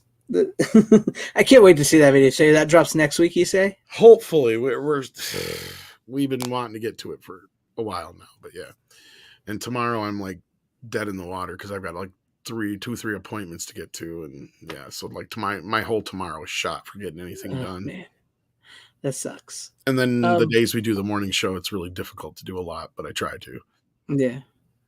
But I appreciate you coming on here when you have time, man. I appreciate it. Thanks. No, I love the show. It's always fun to just kind of hang out and talk about what we watched this week, and if I get a chance to actually watch something sometimes, it's nice because you know. Like I said, I haven't watched much. I watched Deadly Friend and Unnameable, and I'd seen I can't even remember the first movie I showed. That's how bad. Hurricane Heist. I'd seen that already, so this is something to talk about.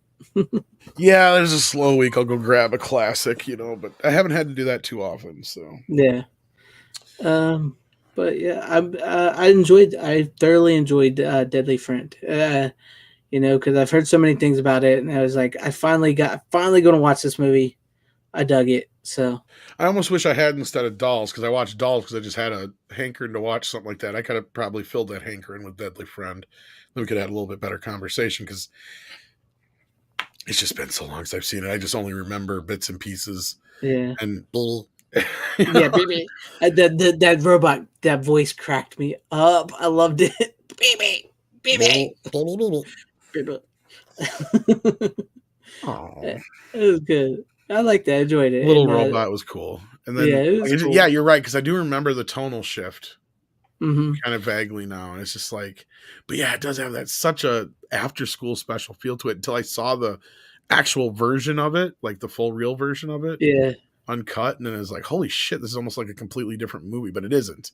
It is what it is, and it just was weird seeing it that way. It's like an after school special morphs into a Wes Craven movie. Yeah, Wes Craven. Like there's even nightmare that ending sequences. Is so I know the ending. I did not see that coming. I'm still not even sure if that's what really happened or not. I'm sure. I don't know the truth of the matter, but I'm sure they probably told Wes Craven he needed a Wes Craven ending, And Yeah. so he probably put that on there because they Yeah. forced him to or something. Yeah. It sounds like from what you're telling me that this movie was one big compromise from the start. Yes, it's like from what I understand is like Wes Craven wanted to do like a thriller type movie, a simple like not like that, and then the studio after Nightmare on Elm Street hit, kind of wanted him to add blood and violence and stuff. So he went back and he did all that, and then they said it was too violent, and so he had to chop it up again. So Oh boy. yeah, so but for what it's worth, I still enjoyed the final product. So There are a lot of goodies on the disc. I didn't even get a chance to really look. I don't think there's too much, but there was interview with Christy Swanson, Yeah. interview with the writer who wrote the script, and the composer and the From Wes special makeup. Craven, I'm sure. Yeah, Noah's Craven stuff, surprisingly. And Well, he passed away, but yeah, well, I thought maybe like it'd archive. be cool to have something archived. Yeah. But I doubt he ever talked about the fucking movie. Yeah, I doubt it. So yeah, it's not like too. It's one of good those special movies I'm features, sure he but would like to forget. Yeah, Like to have forgotten, I should say. yeah, In the past tense, sorry. yeah. It's true. But As much fun as it is, it did not make any money at the box office. No, it flopped. It was not very big. But it was nice to hear that the people that worked on it actually had a good time working on it, even with all the changes. So I remember it being fun. I'm sure I'll have fun with it. I just got to reset my mind on it, I suppose. And but now I'm gonna have to watch Dolls this weekend too. So because you got my mind wanting to thinking about that movie now. Why, you got that one on video or something? No, I'll probably find it on digital somewhere. I'm sure it's on digital. Yeah. Yeah, because I probably will be able to buy it for $70 right at the moment. I don't even know what it's going for anymore. Yeah, and I bought that now. Yeah, at least 2 years ago, almost a year ago. Better than that. It's at least 2 years almost. It's been out of print for a while. And man, once them to go out print, man, they get hard to find. So it's good that you keep on to them. That's why I like them. That's why, even though I end up with shit like Escape from LA, I try to stay on top of shit because otherwise it's like you never know. Like even with Cruel Jaws, I wasn't paying attention. I didn't know it went out. I just grabbed it. I saw it right away. I think I pre-ordered it, but I mean, I've learned to do that. It's like I may not always have the money to eat this month, but exactly. That's what I said. With all the releases they got coming out, man, they really. Those releases are insane. It's like, how am I going to eat and watch these at the same time? Yeah, I hear you, man. So it's crazy because I definitely want to get Life Force and Candyman and all just. I just bought Candyman. That's what pisses me off. And that's like, honestly, that's like the third or fourth time I've seen where they're releasing Candyman on 4K that they've announced.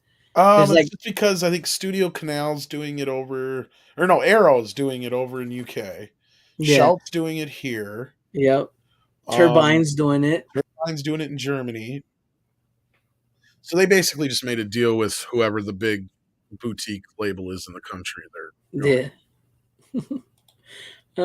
But you don't need food when you have 4Ks. That's right. I need to lose weight anyway. Yeah, same here. But I appreciate it, man. Thank you for coming on again tonight. Thank you, Runner, for hanging with us. We still managed to crank it out to 2 hours. Yeah, we did, didn't we? And I thought maybe we'd get it to like a nice tight 140, maybe. Yeah. All right. Well, you all take care of yourselves. Yeah. Hell to the chat. Tim Hayes, H3Ps, Dan Blackroyd, Brian Barth, Corey Cannon Films next week. Yes, Cannon Films. I'll make sure I talk to him, make sure he double confirms it because I don't want to promise you guys something not deliver. So as far as I know, he's confirmed it. He said he would have been on this Wednesday, but he had another commitment. Well, I'm glad we kind of have a week to prepare now, so I can watch stuff. There you go. So appreciate it. Tyrell72, thank you for showing up. And I'll never watch the new Candyman. I have the original on DVD. No need to upgrade. It's not even... Oh, you mean the new... I thought you meant the new movie, the newer one that came out. I think that's what he means. I'm not sure. I'm not sure if my Blu-ray has the unrated cut on it or not. It probably does because I think it's a newer Shout one. But I think the only reason I bought it is because it was going out of print. They said, which the dirty bastards didn't. They do that just because Yeah, because they're rebringing it out. Yeah, they're going to bring it out again, but this time on 4K. I have gotten to learn that at the same time. Yeah. But that's not always the case, but in most cases anymore it is. Yep. But thank you guys once again. Hail to the chat. And as always, as we go. How you doing? Bitches leave.